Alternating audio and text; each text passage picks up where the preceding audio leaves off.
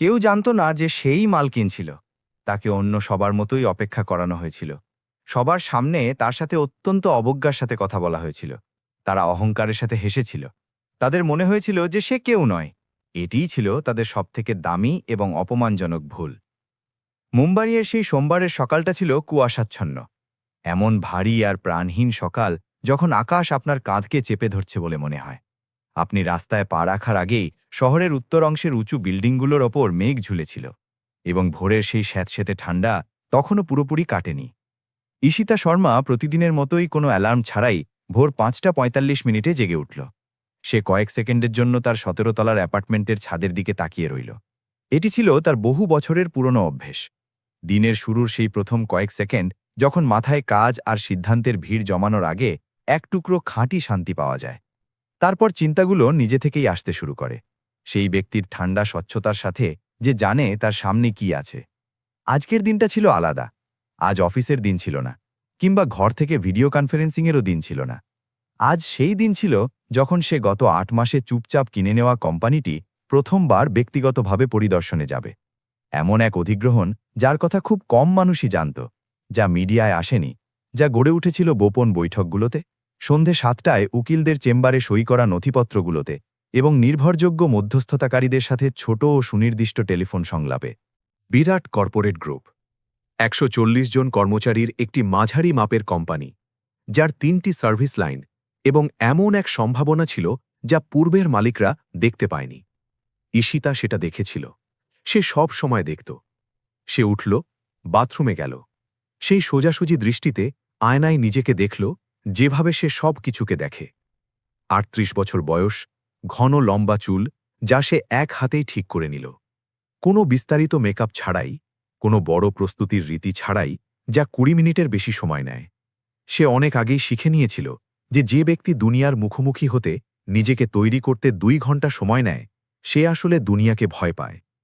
সে কোনো গভীর দীর্ঘশ্বাস ফেলল না এবং পোশাক পরতে শুরু করল। সে কোনো গয়না পরল না, এমনকি ব্র্যান্ডেড হিলস বা ডিজাইনার ব্যাগও নিল না। সে একটি সাধারণ গাঢ় নীল রঙের স্যুট বেছে নিল, খুব সুন্দরভাবে সেলাই করা, যা কোনো আভিজাত্যের শোরগোল না তুলেই সক্ষমতার পরিচয় দিচ্ছিল। সে তার বাদামি রঙের চামড়ার ব্রিফকেসটি তুলে নিল, সেই একই ব্রিফকেস যা তার উদ্যোক্তা জীবনের শুরু থেকে সাথে ছিল, যখন মিটিংগুলো ক্যাফেতে হতো এবং প্রস্তাবগুলো হাতে লেখা হতো, কারণ প্রিন্টারের জন্য টাকা ছিল না। তারপর সে কোনো দেহরক্ষী, কোনো সহকারী বা পূর্ব কোনো ঘোষণা ছাড়াই বেরিয়ে পড়ল। এটাই ছিল তার কাজ করার পদ্ধতি। সব সময় এটাই ছিল। কোনো জায়গার সত্য জানার অর্থ ছিল যে কোনো সাধারণ মানুষের মতো সেখানে পৌঁছনো, বেনামি হয়ে, সেই অদৃশ্য বর্ম ছাড়া যা দৃশ্যমান শক্তি তৈরি করে। এটা দেখা যে কেউ যখন আপনার আসল পরিচয় জানে না, তখন কি ঘটে, কারণ তখনই আপনি দেখতে পান যে বাস্তবে আসলে কি ঘটছে।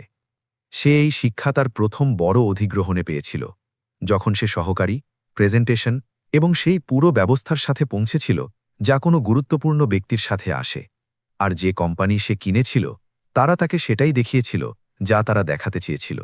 এটা বুঝতে তার ৮ মাস সময় লেগেছিল যে সেই কোম্পানি আসলে কেমন ছিল। ৮ মাস নষ্ট, আর কখনোই নয়। সেই থেকে সে সবসময় একাই আসত। বিরাট কর্পোরেট গ্রুপের ভবনটি শহরের উত্তর দিকে অবস্থিত ছিল, একটি প্রশস্ত রাস্তার ধারে, যার দুই পাশে গাছ ছিল যেগুলো বছরের এই সময়ে তাদের পাতা ঝরিয়ে ফেলছিল এবং নিজেদের নগ্ন ডালপালা ধূসর আকাশের দিকে নির্দেশ করছিল। ঈশিতা তার নিজের গাড়িতে পৌঁছল, একটি কালো এবং সাধারণ সেডান, যার কোনো বিশেষ নম্বর প্লেট বা পেছনের জানলায় কোনো লোগো ছিল না। সে নিজেই গাড়িটিকে বেসমেন্ট পার্কিংয়ে একটি পুরনো মারুতি আর ডেলিভারি ভ্যানের মাঝখানে পার্ক করল এবং শান্ত দৃঢ় পদক্ষেপে প্রধান গেটের দিকে এগিয়ে গেল। তার বয়স ৩৮ বছর ছিল ঠিকই, কিন্তু সে ১৫ বছর ধরে শূন্য থেকে নিজের কাজ নিজে করেছিল। এমন এক কোম্পানি যা সে ধার দেনা আর রাতের ঘুম হারাম করে এবং সেই বধির জেদ নিয়ে তৈরি করেছিল, যার কাছে কোনো দ্বিতীয় বিকল্প ছিল না। আগে করা ৩টি অধিগ্রহণই ছিল সফল এবং সবকটিকেই ভেতর থেকে বদলে দেয়া হয়েছিল। কর্পোরেট জগতে এমন এক প্রতিষ্ঠা যা নিঃশব্দে বেড়ে উঠছিল, সেই সব মহলে যেখানে নীরবতাকেই শক্তির পরিচয় মনে করা হতো। খুব কম মানুষ তার পুরো নাম জানত। সে এটাই পছন্দ করত। যে শক্তিকে দেখানোর প্রয়োজন হয় তা আসলে অসুরক্ষিত শক্তি। সে এটাও শিখে নিয়েছিল। বিল্ডিংয়ের কাঁচের দরজাগুলো তার কাছে আসতেই নিজে থেকেই খুলে গেল। লবিটা ছিল প্রশস্ত আর চকচকে, যেখানে পালিশ করা বেজ রঙের মার্বেল মেঝের ওপর সামনের বড় জানলা দিয়ে আসা প্রাকৃতিক আলো প্রতিফলিত হচ্ছিল। কেন্দ্রে একটি বৃত্তাকার রিসেপশন ডেস্ক, কোণে কোণে সযত্নে রাখা কিছু প্রাকৃতিক গাছ, একটি হেলিকোনিয়া, দুটি ইনডোর পাম। দেয়ালে আধুনিক টাইপোগ্রাফিতে সাদা ব্যাকগ্রাউন্ডে কর্পোরেট ছবি ছিল। সবকিছুই এমন এক কোম্পানির ইঙ্গিত দিচ্ছিল যা সাফল্য দেখানোর ওপর গুরুত্ব দিয়েছিল। কেউ সেই স্থানের প্রথম ছাপ সম্পর্কে ভেবেছিল এবং সৌন্দর্যে বিনিয়োগ করা হয়েছিল। বাতাসে হালকা বাদ্যযন্ত্রের সুর ভেসে আসছিল, এমন এক শান্ত শব্দ যা মনোযোগ কাড়ে না কিন্তু জায়গাটুকু খুব একটা ফাঁকা হতে দেয় না। ঈশিতা সবকিছু চুপচাপ দেখল।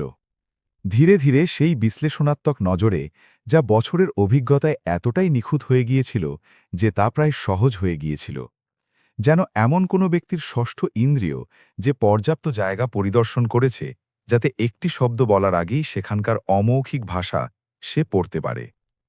নান্দনিকতা ছিল, পরিবেশ ছিল, কিন্তু কিছুর একটা অভাব ছিল। রিসেপশন এলাকায় ৩ জন মানুষ অপেক্ষা করছিল। এক বৃদ্ধ মানুষ কালো চামড়ার ব্রিফকেস নিয়ে সোজা হয়ে বসেছিলেন এবং তার চোখ ফোনের দিকে ছিল। এক তরুণী নিজের কোলে একটি লাল ফাইল নিয়ে লিফটের দিকে সেই চাপা অধলিজের সাথে তাকিয়েছিল যাকে অন্য কোথাও পৌঁছাতে হবে। এক কুরিয়ার বয় দরজার কাছে দাঁড়িয়েছিল, হাতে একটি গদিযুক্ত খাম ধরে হালকাভাবে এক পা থেকে অন্য পায়ে তুলছিল। ঈশিতা চুপচাপ বসে পড়ল। দল থেকে একটু দূরে গিয়ে সে অপেক্ষা করতে থাকল। সেই গোল কাউন্টারের পেছনে ছিল প্রিয়া সিং। ২৭ বছর বয়স, বাদামি চুল যত্ন করে বাঁধা, ওয়াইন রঙের লম্বা নখ, কোম্পানির নিখুঁত ইউনিফর্ম, বুকে লোগো লাগানো গাঢ় নীল রঙের ব্লেজার আর নিচে সাদা ব্লাউজ। প্রিয়ার মধ্যে সেই ধরনের উপস্থিতি ছিল যা বাহ্যিক চাকচিক্যকে ক্ষমতার সাথে গুলিয়ে ফেলে। সে শিখে নিয়েছিল যে পদে ভালো দেখানোই পদে ভালো থাকার জন্য যথেষ্ট। সে এক সহকর্মীর সাথে নিচু স্বরে কথা বলছিল, কাউন্টারের ওপর ঝুঁকে পড়েছিল সেই পরিচিতদের মতো যারা নিজের এলাকায় আছে। অন্যজনের বলা কোনো কথায় সে হালকা হাসছিল। এটি একটি ছোট ও নিয়ন্ত্রিত হাসি ছিল, কিন্তু তা ছিল বাস্তবিক। এবং সোমবার সকাল ১০:১৫ কাজের পরিবেশে এটি ছিল একেবারেই বেমানান। ঈশিতা অধৈর্য হল না। সে পর্যবেক্ষণ করল। ৫ মিনিট কেটে গেল। বৃদ্ধ লোকটিকে কেউ একজন ডেকে নিল, যে লিফট দিয়ে নিচে এসেছিল। তারা উৎসাহের সাথে হাত মেলাল এবং তাকে ওপরে নিয়ে গেল। লাল ফাইল হাতে সেই তরুণীকে প্রিয়া দ্রুত হাসি আর রেজিস্ট্রেশনের মাধ্যমে সামলে নিল, যাতে ২ মিনিটের কম সময় লাগল। কুরিয়ার বয় তার খামটি দিয়ে দিল, কিছু সই করল এবং চলে গেল। লবি আবার তার নিরপেক্ষ গতিতে ফিরে এলো। ঈশিতা তখনও দাঁড়িয়েছিল, হাতে ব্রিফকেস নিয়ে নজরে আসার অপেক্ষায়। প্রিয়া একবার সংক্ষেপে কাউন্টারের পেছন থেকে তাকে দেখল। ৩ সেকেন্ডের কম সময়ের একটি স্ক্যান এবং সে তার আলাপচারিতায় ফিরে গেল। এটা জরুরি ছিল না। নীল স্যুট পরিহিত সেই মহিলাকে গুরুত্বপূর্ণ মনে হয়নি। ব্রিফকেসে কোম্পানির কোনো দৃশ্যমান লোগো ছিল না। সে দামি ভ্যান কিংবা দেহরক্ষীর সাথে আসেনি। সে এমন কোনো শক্তির সাথে আসেনি যাকে স্বাগত জানানোর প্রত্যাশা থাকে। সে একা একা একটি পুরনো বাদামি ব্রিফকেস নিয়ে কোনো ঘোষণা ছাড়াই, কোনো আনুষ্ঠানিকতা ছাড়াই হেঁটে এসেছিল। আনুষ্ঠানিকতা প্রিয়ার মৌন মানদণ্ড অনুযায়ী এটি ঠিক করার প্রথম উপায় ছিল যে কাউকে তাৎক্ষণিক গুরুত্ব দেওয়া প্রয়োজন কিনা। পরের ৩ মিনিট ঈশিতা শান্তভাবে কাউন্টারের কাছে গেল, কোনো তাড়াহুড়ো ছাড়াই এবং সেই অধৈর্যতা ছাড়াই যা অনেক সময় এমন পরিস্থিতির আগে আসে এবং প্রায় সব কিছু নষ্ট করে দেয়। শুভ সকাল, সে স্পষ্ট ও শান্ত কণ্ঠে বলল। প্রিয়া অবজ্ঞার কাছাকাছি অভিব্যক্তি নিয়ে ওপরের দিকে তাকাল। এটি সরাসরি শত্রুতা ছিল না, এটি ছিল আরও সূক্ষ্ম এবং বেশি কিছু প্রকাশ করার মতো বিষয়। প্রচেষ্টার অভাব। সেই ব্যক্তির স্বর যে কাজ করে কারণ তাকে করতে হবে, তাই নয় যে সে করতে চায়। এক মুহূর্ত সে জবাব দিল এবং নিজের কম্পিউটারে কিছু টাইপ করতে শুরু করল, এমন এক অলস গতিতে যা দক্ষতা নয় বরং মানসিকতা ছিল। সে যা লিখছিল শেষ করল। তারপর সে ঈশিতাকে এমনভাবে দেখল যেন কোনো গুরুত্বপূর্ণ কাজ শেষ করে এখন কোনো কম গুরুত্বপূর্ণ কাজে হাত দিচ্ছে। আমি আপনাকে কিভাবে সাহায্য করতে পারি? সে এমন এক স্বরে জিজ্ঞাসা করল যা আনুষ্ঠানিকভাবে সঠিক ছিল কিন্তু মানসিকভাবে খালি ছিল। সেই ব্যক্তির গলা যে শব্দগুলো শিখেছে কিন্তু তার পেছনের ভাবনাগুলো নয়। ঈশিতা হালকা মাথা নেড়ে জবাব দিল, আমি সুযোগ সুবিধাগুলো দেখতে এসেছি। আমার প্রশাসনিক বিভাগের সাথে একটি বৈঠক বকেয়া আছে। প্রিয়া হালকা ভ্রু কুঁচকাল। জবাবটি তার দর্শনার্থীদের মানসিক ক্যাটাগরির সাথে পুরোপুরি খাপ খেল না। আপনার কি অ্যাপয়েন্টমেন্ট আছে? সিস্টেমে নেই, ঈশিতা বলল, কিন্তু আমি আশা করছি। এটি একটি স্পষ্ট উত্তর ছিল। সে জানত, এবং এটি ছিল জানত শুনে করা। সে দেখতে চেয়েছিল টিম এমন এক পরিস্থিতিতে কেমন প্রতিক্রিয়া দেখায় যেখানে বিবেক, উদ্যোগ এবং বিনম্রতার প্রয়োজন হয়। এমন এক ব্যক্তির প্রতি যে সবকিছু আগে থেকে ঠিক করে আসেনি এবং চেয়েছিল কেউ তার জন্য ভাবুক। যা পরে এলো তাই তিনটির মধ্যে কোনোটিই ছিল না। রেজিস্টার্ড অ্যাপয়েন্টমেন্ট ছাড়া আমি আপনাকে ভেতরে যেতে দিতে পারি না, প্রিয়া এমন এক দৃঢ়তার সাথে বলল যা প্রোটোকলের থেকে বেশি সন্তুষ্টির মতো মনে হচ্ছিল। আপনি কি ওখানে অপেক্ষা করতে পারেন? সে লবির পেছনের দিকে কাউন্টার থেকে দূরে, লিফট থেকে দূরে, সবকিছুর থেকে দূরে অবস্থিত কিছু ওয়েটিং চেয়ারের দিকে স্পষ্ট ইঙ্গিত করল। একটি কার্যকরী এবং নিঃশব্দে ভুলে যাওয়া কোণ। যদি কেউ আপনার জন্য অপেক্ষা করে থাকেন, তবে তারা আপনাকে নিতে নিচে চলে আসবেন। ঈশিতা সাথে সাথে জবাব দিল না। সে মুহূর্তের জন্য ২-৩ সেকেন্ডের জন্য নিস্তব্ধতাকে সেখানে জায়গা করে নিতে দিল। তারপর সে একবার মাথা নেড়ে নির্দিষ্ট চেয়ারগুলোর দিকে চলে গেল। সে বাদামি ব্রিফকেসের উপর হাত রেখে বসল এবং অপেক্ষা করল। কিন্তু যখন সে অপেক্ষা করছিল, তার চোখ বিশ্রাম নিচ্ছিল না। সে প্রিয়ার পরবর্তী দর্শনার্থীদের প্রতি আচরণগুলো লক্ষ্য করছিল। যেভাবে সে কিছু মানুষকে চওড়া ও আসল হাসির সাথে স্বাগত জানাচ্ছিল এবং অন্য যারা নীল স্যুট পরমহিলার মতো ছিল, যাদের সাথে কোনো লোকজন বা দেহরক্ষী ছিল না, তাদের সেই একই আবেগহীন স্বরে কথা বলছিল যা সে ঈশিতার সাথে ব্যবহার করেছিল। লবি পার হওয়া কর্মচারীদের শারীরিক ভাষা, যারা মাথা নিচু করে চোখের মনি এড়িয়ে চলে যাচ্ছিল, যারা তাড়াতাড়ি পাশ দিয়ে যাচ্ছিল যেন কেউ আটকাতে না চায়, যারা প্রিয়াকে স্বাভাবিকভাবে অভিবাদন জানাচ্ছিল এবং যারা তাকে এড়িয়ে যাচ্ছিল এক সূক্ষ্মতার সাথে, যা শুধু লজ্জা ছাড়া অন্য কিছুও বোঝাত। ছোট ছোট বিবরণ যা কোনো নথিতে লেখা থাকে না, কিন্তু যা তাকে শব্দ ছাড়াই বলে দিচ্ছিল যে সেই জায়গার সংস্কৃতি আসলে কেমন ছিল, যখন কেউ মনে করত না যে তাদের বিচার করা হচ্ছে। সেই লবিতে কেউ জানত না যে বাদামি ব্রিফকেসটি নিজের কোলে রেখে এবং সবকিছু গভীর মনোযোগ দিয়ে দেখা সেই মহিলা ঈশিতা শর্মা ছিল। কেউ জানত না যে ঠিক ৮ মাস আগে সে সেই নথিপত্রগুলোতে সই করেছিল যা তাকে বিরাট কর্পোরেট গ্রুপের নতুন সংখ্যাগরিষ্ঠ মালিকে পরিণত করেছিল। কেউ জানত না যে এই সফর কোনো সৌজন্য সাক্ষাৎ ছিল না, এটি ছিল একটি মৌন অডিট, সবথেকে সৎ অডিট, যা তখনই ঘটে যখন কেউ জানে না যে তাকে অডিট করা হচ্ছে। এবং এটি কেবল শুরু হয়েছিল। তারা যে শিক্ষা পেতে চলেছিল তা চিৎকার করে আসবে না, কিংবা ডেস্কে ঘুষি মারার সাথেও আসবে না, তা সেই একই শান্তির সাথে আসবে যার সাথে ঈশিতা এসেছিল। কিন্তু যখন তা আসবে, তখন সেই ভবনের কেউ তা কখনো ভুলবে না। ঈশিতা পেছনের সেই চেয়ারগুলোতে ২২ মিনিট ধরে বসেছিল, যখন এমন কিছু ঘটল যা সে আশা করেনি। কারণ এটি অস্বাভাবিক ছিল তা নয়, বরং এটি একেবারেই সাধারণ ছিল এবং এমন জায়গায় ঘটে যেখানে কারোর মনে হয় না যে কেউ লক্ষ্য করছে। এক তরুণী, ২৫ বছরের বেশি বয়স হবে না, এক বড় কার্ডবোর্ড বক্স নিয়ে লবিতে প্রবেশ করল। এটি স্পষ্টতই ভারী ছিল। মেয়েটি ২ হাত ওপরে তুলে কার্ডবোর্ডটিকে বুকের সাথে চেপে ধরে নিজের থুতনি দিয়ে ওপরের দিকটা ব্যালেন্স করে সাবধানে কাউন্টারের দিকে আসছিল। সে মেঝের দিকে তাকিয়ে সাবধানে পা ফেলছিল যাতে হোঁচট না খায়। পথে কোথাও তার ডান জুতোর কিনারা একটি আলংকারিক কার্পেটের কোণে ধাক্কা খেল, যা ওয়েটিং এরিয়াকে চিহ্নিত করেছিল। বক্সটি ১ সেকেন্ডের জন্য কাত হয়ে গেল। সেই ১ সেকেন্ড ঈশিতা তার পেছনের চেয়ার থেকে স্লো মোশনে দেখল। মনে হলো সবকিছু বিকট শব্দে মেঝেতে পড়ে যাবে। মেয়েটি নিজের হাত আরও জোরে চেপে ধরে ভারসাম্য বজায় রাখল। বক্সটি ট্যাড়া হয়ে গিয়েছিল, কিন্তু তার হাতেই ছিল। সে শ্বাস ছাড়ল এবং হাঁটতে থাকল। কেউ নড়ল না। সেই সময় লবিতে ঈশিতাকে নিয়ে ৪ জন লোক ছিল। প্রিয়া কাউন্টারের ওপাশে ২ মিটার দূরেই ছিল, যেখানে দুর্ঘটনাটি প্রায় ঘটে গিয়েছিল।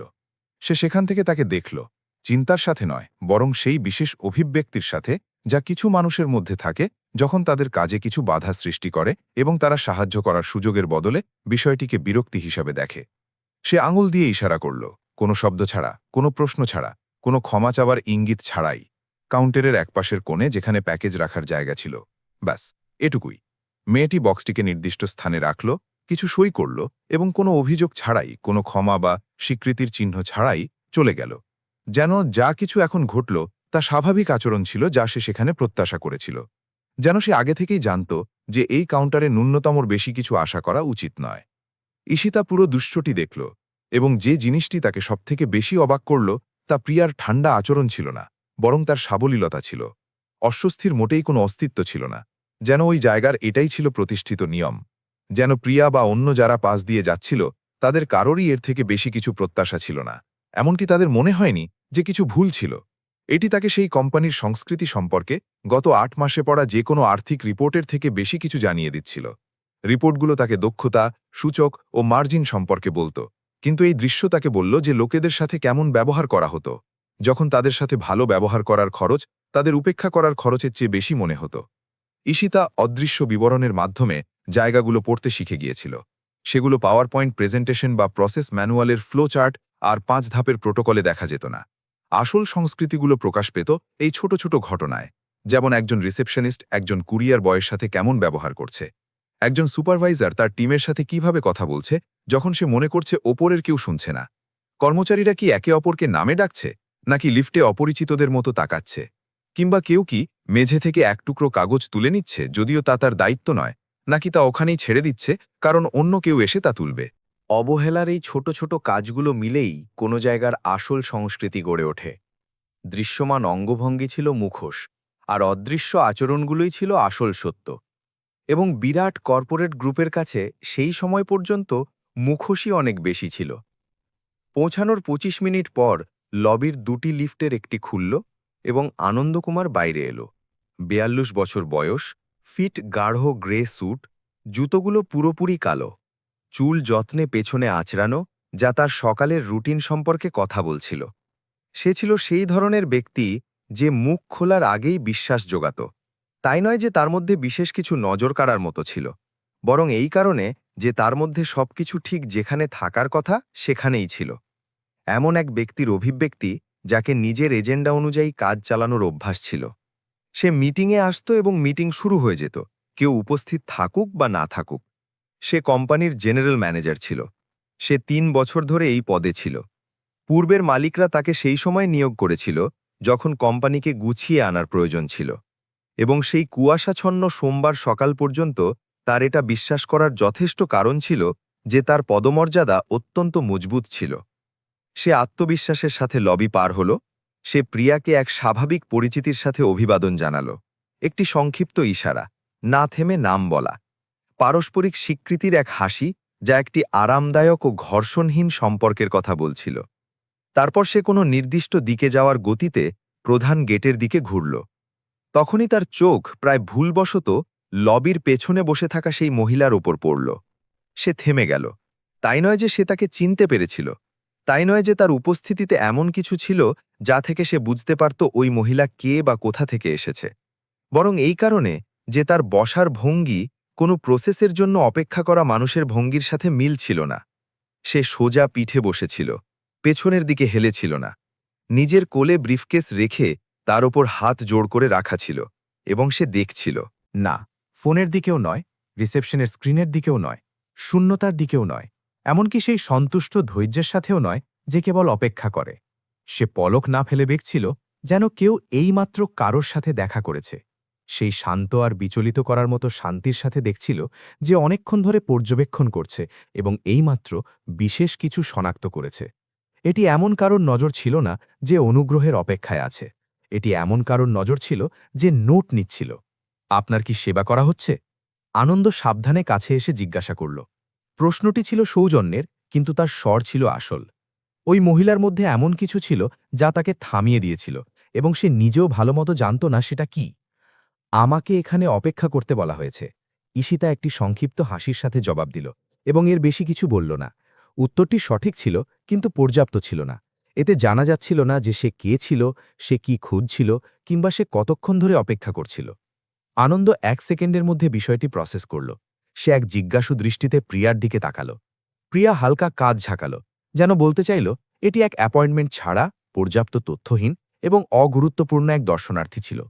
আনন্দ মাথা নাড়ল। সে ব্যাখ্যাটি এতটাই সহজে মেনে নিল যতটা সহজে কেউ এমন কোনো কথা মেনে নেয় যা নিয়ে প্রশ্ন তোলার সময় থাকে না, এবং সে নিজের পথে এগিয়ে গেল। ঈশিতা তাকে দেখতে গেল এবং মানসিকভাবে সেই ঠান্ডা ও সঠিকতার সাথে নোট নিল যে জানে এটি গুরুত্বপূর্ণ। জেনারেল ম্যানেজার একজন একা দর্শনার্থীকে লবির পেছনে ওয়েটিং এরিয়াতে বসে থাকতে দেখল। অন্তত আধ ঘন্টা ধরে কোনো স্পষ্ট মনোযোগ ছাড়াই, অথচ সে তার নাম জিজ্ঞাসা করল না। সে এটা জিজ্ঞাসা করল না যে সে কতক্ষণ ধরে অপেক্ষা করছিল। সে কিছুই ম্যানেজ করার প্রস্তাব দিল না। সে রিসেপশনিস্টের সাথে কেবল একটি ইশারা করল, একটি অস্পষ্ট উত্তর পেল এবং চলতে থাকল। এটিই ছিল যথেষ্ট তথ্য। লবিতে আসার 28 মিনিট পরও ধৈর্য অটুট ছিল এবং চোখ তখনও সবকিছু রেকর্ড করছিল। ঈশিতা শান্তভাবে নিজের ফোন বের করল এবং একটি নম্বর ডায়াল করল। এটি তার ব্যক্তিগত সহকারী লতার নম্বর ছিল, যে 6 বছর ধরে তার সাথে কাজ করছে এবং তার এই বিনা ঘোষণার সফরের প্রোটোকলগুলো মুখস্থ জানে। লতা নিচু কিন্তু স্পষ্ট স্বরে বলল, আমাকে এখনই বিরাট গ্রুপের মেইন লাইনে ফোন করো এবং জেনারেল ম্যানেজারের সাথে কথা বলতে চাও। তাদের জানাও যে শ্রীমতী শর্মা লবিতে প্রায় আধ ঘন্টা ধরে অপেক্ষা করছেন এবং তাকে সামলানো দরকার। লাইনের ওপারে এক সংক্ষিপ্ত নীরবতা ছিল। আশ্চর্যের নয়, লতা এর আগেও এমন দৃশ্য অনেকবার দেখেছে, বরং সেই ব্যক্তির নীরবতা যে দ্রুত গুছিয়ে নিচ্ছে তাকে কি বলতে হবে। আপনি কতক্ষণ ধরে অপেক্ষা করছেন, সে জিজ্ঞাসা করল, যদিও সে আগেই উত্তর আর তার মানে অনুমান করে নিয়েছিল। পর্যাপ্ত সময় ধরে, ঈশিতা বলল এবং ফোন কেটে দিল। 90 সেকেন্ড পর রিসেপশন কাউন্টারের ফোন বেজে উঠল। প্রিয়া তার সাধারণ স্বরে উত্তর দিল, সেই ব্যক্তির স্বর যে সারাদিন ফোন তোলে এবং স্বয়ংক্রিয়ভাবে সেগুলোকে প্রসেস করে। কিন্তু 5 সেকেন্ড পর কিছু বদলে গেল। তার বাম হাত, যা কাউন্টারের উপর রাখা ছিল, তা হালকা শক্ত হয়ে গেল। তার চোখ পরপর দুবার পিটপিট করল।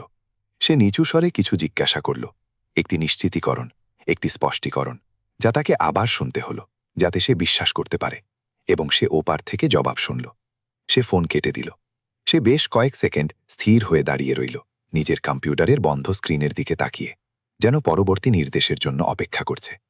তারপর সে তার চোখ লবির পেছনে গাঢ় নীল স্যুট পরা মহিলার দিকে তুলল, যিনি ঠিক ওখানেই বসেছিলেন যেখানে গত 28 মিনিট ধরে ছিলেন। নিজের কোলে বাদামি ব্রিফকেস এবং তার ওপর হাত জোড় করে রাখা ছিল সেই শান্তির সাথে, যা এখন শুধু ধৈর্য ছিল না, বরং অন্য কিছু ছিল। সেই ব্যক্তির বিশেষ শান্তি, যে সবসময় জানত এই মুহূর্তটি আসতে চলেছে এবং শুধু তাকে আসতে দিচ্ছিল। পুরো সকালে প্রথমবার প্রিয়া তাকে সত্যি সত্যি দেখল, সেই দ্রুত এবং স্বয়ংক্রিয় 3 সেকেন্ডের স্ক্যানের সাথে নয়, যা দিয়ে সে তাকে আসতে দেখে মূল্যায়ন করেছিল এবং ঠিক করেছিল যে এটি জরুরি ছিল না।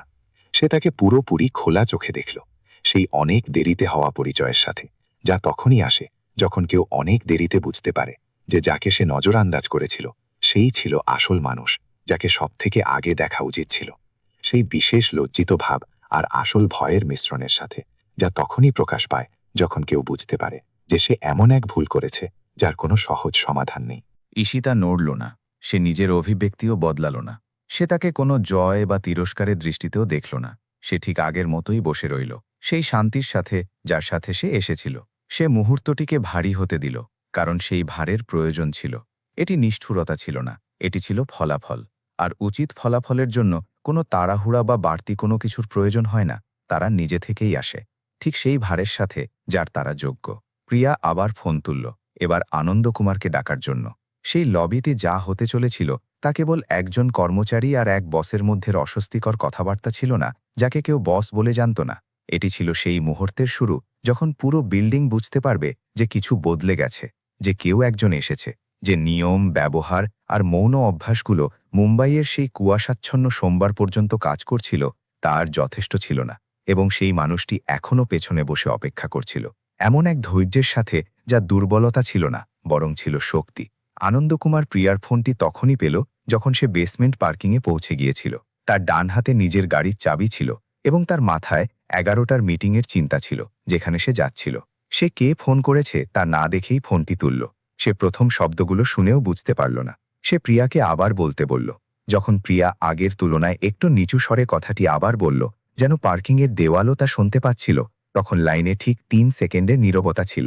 3 সেকেন্ড যাতে আনন্দকুমার সেই সকাল সম্পর্কে যা কিছু জানত এবং তার মানে কি হতে পারে তা আবার সাজিয়ে নিল। তারপর দ্রুত জড়িয়ে যাওয়া গলায় কিছু প্রশ্ন এলো, নিচু স্বরে, যেন খালি পার্কিং তাকে শুনে বিচার করতে পারত। শ্রীমতী শর্মার নতুন মালকিন, কিভাবে? উনি ওখানে কতক্ষণ ধরে আছেন? উনি কতক্ষণ ধরে অপেক্ষা করছেন? ওনাকে আগে ডাকা হয়নি কেন? ওনাকে কেউ চিনতে পারেনি কেন? ওনাকে ওপরে জানানোর জন্য কেউ আসেনি কেন? প্রিয়ার কাছে এমন কোনো জবাব ছিল না যা ভালো শোনায়। তার কাছে কেবল সত্য ছিল, এবং সত্যটি একেবারেই সেটাই ছিল যা দুজনেই জানত যে ওই সময়ের জন্য যথেষ্ট ছিল না। আনন্দ ফোন কেটে দিল। 5 মিনিট আগের তুলনায় পুরোপুরি আলাদা পদক্ষেপে সে বিল্ডিংয়ে ফিরে গেল। এখন এটি নিজের এজেন্ডা আর স্পষ্ট লক্ষ্য থাকা কোনো ব্যক্তির পদক্ষেপ ছিল না। এটি ছিল এমন এক ব্যক্তির পদক্ষেপ যে এইমাত্র বুঝেছে যে এজেন্ডা অন্য কেউ ঠিক করছিল। দ্রুত পদক্ষেপে, কিন্তু দৌড়ে নয়, কারণ পার্কিংয়ে দৌড়াতে থাকলে তার নজর কাটত, আর নজরে আসাই ছিল শেষ কাজ যা সে ওই সময় চাইছিল। সে লবির কাঁচের দরজা পার হয়ে গেল, কাউকে না দেখে, সিকিউরিটি গার্ডকে সাধারণ অভিবাদন না জানিয়ে, পাশ দিয়ে যাওয়া কাউকে চেনার সংকেত না দিয়েই। তার চোখ সরাসরি পেছনের দিকে ওয়েটিং চেয়ারে বসা সেই নীল স্যুট পরিহিত মহিলার দিকে গেল, যিনি তখনও ওখানেই ছিলেন, ঠিক যেমন সে তাকে 10 মিনিট আগে দেখেছিল। যেন সময়ের কোনো ভার তার ওপর নেই, যেন নিজেরই কোম্পানির লবিতে 35 মিনিট অপেক্ষা করা এমন এক সিদ্ধান্ত ছিল যা সে কেবল আজ সকালে নিয়েছিল, এবং যার জন্য তার কোনো অনুশোচনা ছিল না। কোনো স্পষ্ট বিরক্তি ছাড়াই, সেই মানুষের শারীরিক ভাষা ছাড়াই, যে অনেকক্ষণ অপেক্ষা করে আর সহ্য করতে পারছে না। এক এমন স্থিরতার সাথে যা আনন্দ এবার নতুন চোখে দেখছিল। ওটা আত্মসমর্পণ নয়, বরং পছন্দ ছিল। সে তাকে সেই নতুন চোখে দেখল এবং অনুভব করল যে তার পেটের ভেতরটা ওলটপালট হয়ে যাচ্ছিল। ঈশিতা তাকে দূর থেকে আসতে দেখল। তাকে নিজের টাই প্রায় অবচেতনভাবে ঠিক করতে দেখল। হাত নিজে থেকেই গিটের দিকে চলে যায় যখন শরীর সেখানে শৃঙ্খলা খোঁজে যেখানে মন তা হারিয়ে ফেলেছে। তাকে এক দীর্ঘ ও নিয়ন্ত্রিত শ্বাস ছাড়তে দেখল তার শোনা যাওয়ার মতো দূরত্বে পৌঁছানোর আগেই। তাকে পথে এক পেশাদার শান্ত ভাব তৈরি করতে দেখল যা তার চোখের সাথে পুরোপুরি মিলছিল না। সংকট সামলানোর ব্যক্তির সেই বিশেষ মিশ্রণ, এবং এটিই ছিল প্রথম সংকট যা তার হাত থেকে বেরিয়ে গিয়েছিল। এটি সংকট হওয়ার আগে, বোঝার আগেই, আনন্দের পৌঁছানোর আগেই ঈশিতা দাঁড়িয়ে গেল। তাই নয় যে তাকে দাঁড়িয়ে থেকে তাকে গ্রহণ করার প্রয়োজন মনে হয়েছিল, তাই নয় যে প্রোটোকলের প্রয়োজন ছিল, বরং এই কারণে যে সে এই ধরনের কঠিন কথাবার্তা দাঁড়িয়ে এক লেভেলে করতে পছন্দ করত, সেই ক্ষমতার জ্যামিতি ছাড়া যা সিট আর উচ্চতা তৈরি করে।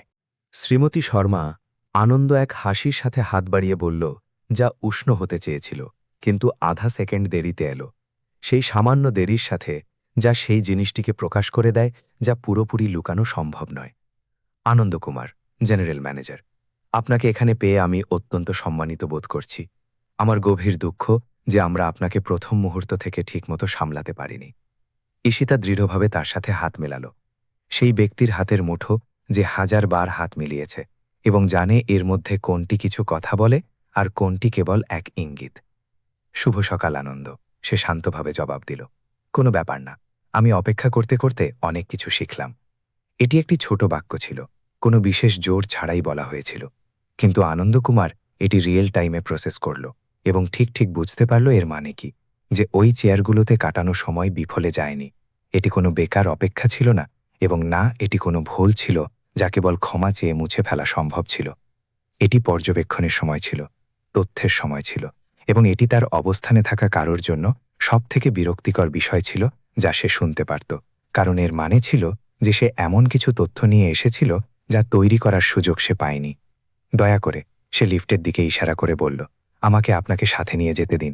আপনাকে গ্রহণ করার জন্য আমাদের একটি ঘর তৈরি আছে। এক পলক ঈশিতা বলল এবং ঘুরল। সেই মুহূর্তে যা ঘটল তা লবিতে থাকা কেউ ভাবেনি। ঈশিতা লিফটের দিকে হাঁটল না, সে রিসেপশন কাউন্টারের দিকে হাঁটল, সেই শান্ত আর দৃঢ় পদক্ষেপের সাথে, কোনো দ্রুততা বা নাটকীয়তা ছাড়াই, যা যে কোনো জায়গার মধ্য দিয়ে যাওয়ার তার স্বাভাবিক পদ্ধতি ছিল। আনন্দ এক ধাপ পেছনে তার পেছনে চলল। সে ঠিকমতো জানত না যে কি হতে চলেছে, কিন্তু এখন তার আর এই ভ্রম ছিল না যে সে এটাকে পরিচালনা করতে পারবে।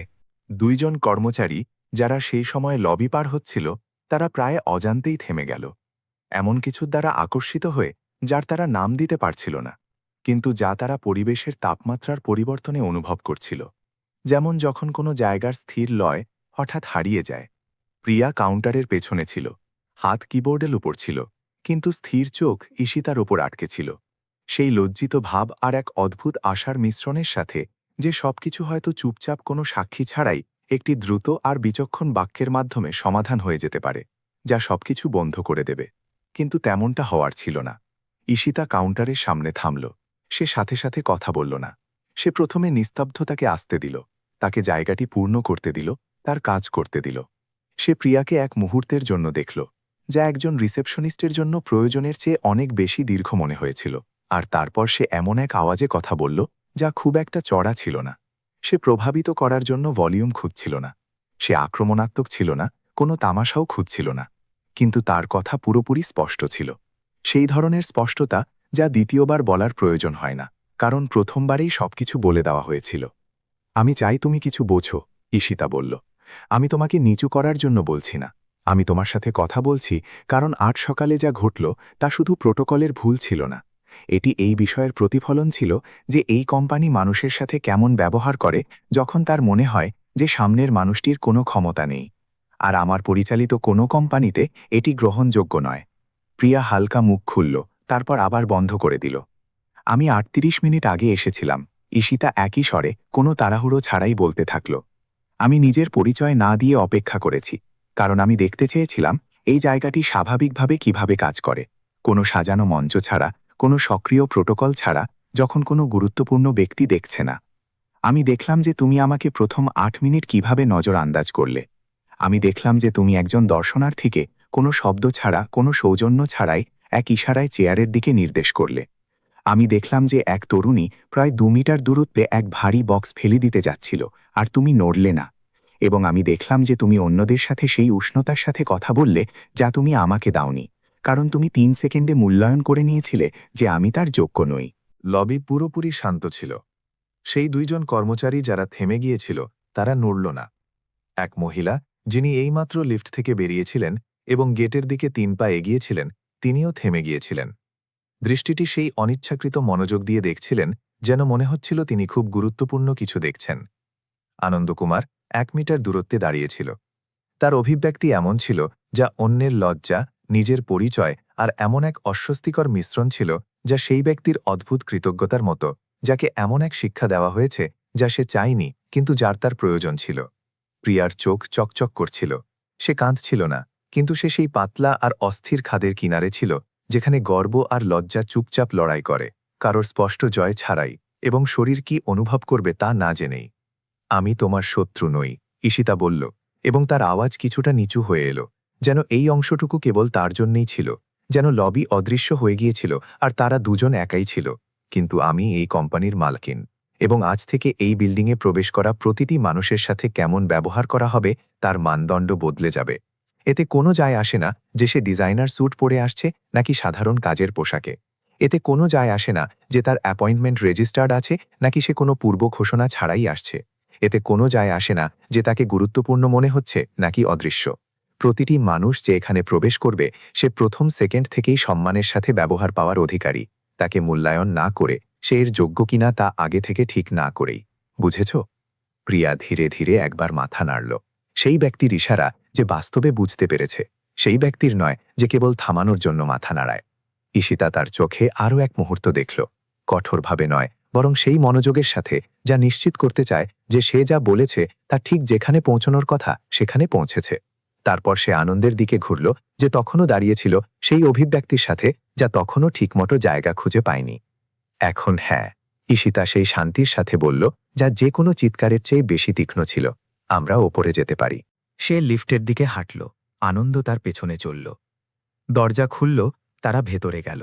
দরজা বন্ধ হয়ে গেল এবং বিরাট কর্পোরেট গ্রুপের লবি বেশ কয়েক সেকেন্ড শান্ত রইল, যেখানে উপস্থিত প্রতিটি মানুষ নিজের সময় আর নিজের গতিতে এইমাত্র ঘটে যাওয়া ঘটনাটি প্রসেস করছিল। কেউ জোরে কিছু বলেনি, কিন্তু সবাই আলাদা আলাদা শব্দে আর আলাদা আলাদা নিশ্চিততায় একই কথা ভেবেছিল, যে তারা যা দেখল তা কেবল একটি সংশোধন ছিল না, এটি ছিল এক সূচনা। আর ওই বিল্ডিংয়ে এখন থেকে কোনো কিছুই আগের মতো থাকবে না। লিফট ৮ম তলা পর্যন্ত চুপচাপ ওপরে উঠল। আনন্দকুমার এক আঙুলে বাটন টিপল, যা কাঁপছিল না ঠিকই, কিন্তু তাতে সবসময়কার মতো স্বয়ংক্রিয় নিশ্চিততাও ছিল না। ঈশিতা তার পাশে দাঁড়িয়েছিল, ব্রিফকেস হাতে দরজায় জ্বলতে থাকা নম্বরগুলোকে সেই অভিব্যক্তির সাথে দেখছিল যা সে গত ২০ মিনিটে দ্রুত শিখছিল। তাকে নিজের স্বাভাবিক অবস্থা হিসেবে চেনা, পুরোপুরি উপস্থিত, পুরোপুরি শান্ত, কিছু না দেখিয়ে সবকিছু প্রসেস করা। লিফট পৌঁছাল। দরজা একটি হালকা আওয়াজের সাথে খুলে গেল। আনন্দ তাকে একটি চওড়া করিডোর দিয়ে নিয়ে গেল, যেখানে সাদা দেওয়াল আর ২ পাশে কাঁচের দরজা ছিল। খোলা অফিস, সাজানো ডেস্ক, চালু স্ক্রিন, মানুষ কাজ করছিল। ফোনে কথা বলছিল, নথিপত্র দেখছিল। এটি একটি আসল আর কার্যকরী কর্মস্থল ছিল, কোনো কৃত্রিমতা ছাড়াই, যা কোনো জায়গাকে সফরের জন্য তৈরি করার সময় থাকে।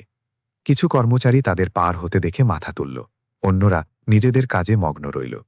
কেউ জানত না যে গাঢ় নীল স্যুটের মহিলা কে ছিলেন, যিনি জেনারেল ম্যানেজারের সাথে সেই শান্তির সাথে হাঁটছিলেন যা ওই করিডোরে সাধারণত আসা কোনো কর্পোরেট ভিজিটের সাথে মিলছিল না। আনন্দ তাকে করিডোরের শেষে একটি মিটিং রুমে নিয়ে গেল। তার 4 দেওয়ালের মধ্যে 3 দেওয়াল কাচের ছিল। একটি লম্বা গাঢ় রঙের কাঠের টেবিল, যার সাথে 8টি কালো চামড়ার চেয়ার ছিল। পেছনে একটি বড় স্ক্রিন, ডান কোণে একটি কাজ, টেবিলে এক জগ জল আর স্বচ্ছ গ্লাস যা তাড়াহুড়ো করে রাখা হয়েছিল। যেন কারোর কাছে বিবরণ দিয়ে সেই অভাব পূরণ করার 5 মিনিট সময় ছিল, যা সময় দিয়ে পূরণ করা সম্ভব ছিল না। দয়া করে, আনন্দ টেবিলের মাথার দিকের চেয়ারটি ইশারা করে বলল, এমন এক ইশারার সাথে যা সৌজন্যের অংশ ছিল এবং সেই ব্যক্তির অভ্যেসের অংশ, যে শিখে নিয়েছিল যে গুরুত্বপূর্ণ অতিথিদের মাথার দিকে বসালে কথাবার্তা ভালো হয়। ঈশিতা বসল, তবে সেই মাথার দিকে নয় যেদিকে সে ইশারা করেছিল, বরং লম্বা দিকগুলোর একটির কেন্দ্রে, কাচের দরজার সামনে থেকে করিডোর আর সেখান দিয়ে যাওয়া প্রতিটি মানুষের পুরো দৃশ্য দেখা যায় এমন জায়গায়। আনন্দ চুপচাপ সেই বিষয়টি নোট করল। এটি এমন এক ব্যক্তির অবস্থান ছিল যার ক্ষমতা অনুভব করার জন্য টেবিলের মাথার দিকের প্রয়োজন ছিল না, সে তার নিজের সাথেই নিয়ে আসত। সে তার সামনে বসে পড়ল। শ্রীমতী শর্মা, সে সেই ব্যক্তির স্বরে শুরু করল যে লিফট আর করিডোরে প্রথম শব্দগুলো আউড়েছিল এবং তবুও পুরোপুরি নিশ্চিত ছিল না যে সেগুলো সঠিক ছিল কিনা। আমি আজ সকালে লবিতে হওয়া ঘটনার জন্য আমার ক্ষমা প্রার্থনা আবার করছি। আপনি যা অভিজ্ঞতা করেছেন তা এই কোম্পানির সেবার মানকে প্রকাশ করে না, এবং আমি আপনাকে বিশ্বাস দিচ্ছি যে আমি ব্যক্তিগতভাবে এটি নিশ্চিত করব যাতে এমনটা আর না হয়। ঈশিতা ধীরে ধীরে নিজের গ্লাসে জল ঢালল, সেই একই শান্তির সাথে যেভাবে সে সবকিছু করত। তারপর সে জল না খেয়েই গ্লাসটি টেবিলে রেখে দিল এবং আনন্দের দিকে তাকালো। আনন্দ, সে বলল, আমরা ক্ষমা পর্বে এগিয়ে যাওয়ার আগে আমি চাই তুমি কিছু জানো যা এই কথোপকথনের প্রেক্ষাপট বদলে দেবে। আনন্দ অপেক্ষা করল। এটি এই কোম্পানিতে আমার প্রথম সফর নয়। আনন্দের ভ্রু কিছুটা কুঁচকে গেল। এই বাক্যটি আজ সকাল সম্পর্কে তার মাথায় যা ছিল তার সাথে মিলছিল না। আমি বুঝতে পারছি না, আমাদের রেকর্ডে আপনার আগের কোনো সফরের তথ্য নেই। তোমার রেকর্ডে নেই, ঈশিতা নিশ্চিত করল, কিন্তু এটি ঘটেছিল।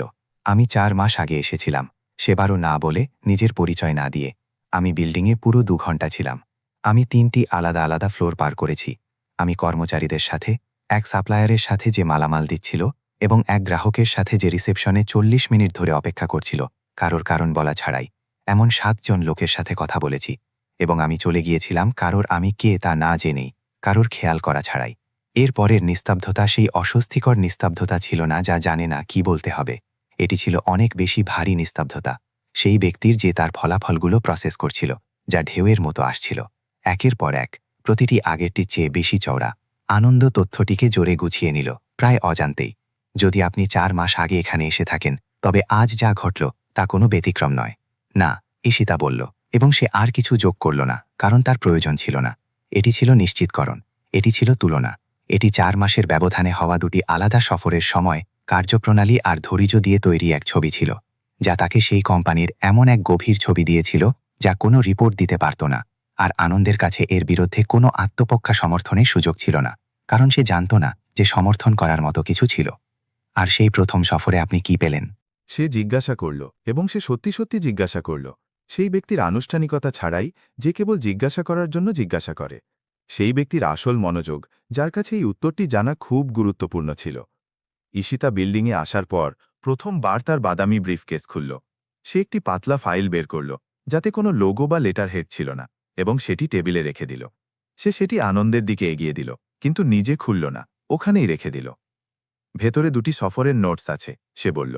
সেগুলো অভিযোগ নয়, সেগুলো তারিখ, সময় আর যা ঘটেছে তার বর্ণনার সাথে পর্যবেক্ষণ। আমি সেগুলো সেই দিনই হাতে লিখেছিলাম, যখন বিবরণগুলো তখনও টাটকা ছিল। আনন্দ ফাইলটি খুলল, সাবধানে পাতাগুলো উল্টালো, যেন এমন কিছু ধরছে যা সে জানে যে এটি যা দেখাচ্ছে তার চেয়ে বেশি কিছু বহন করে। সে সেই ছোট ও সুশৃঙ্খল হাতের লেখায় যা লেখা ছিল তা পড়তে শুরু করল। এটি আইনি বা কর্পোরেট ভাষা ছিল না, এটি ছিল সেই ব্যক্তির সরাসরি ভাষা যে যা দেখেছে তাকে না সাজিয়ে বা মধুর না করে বর্ণনা করেছে।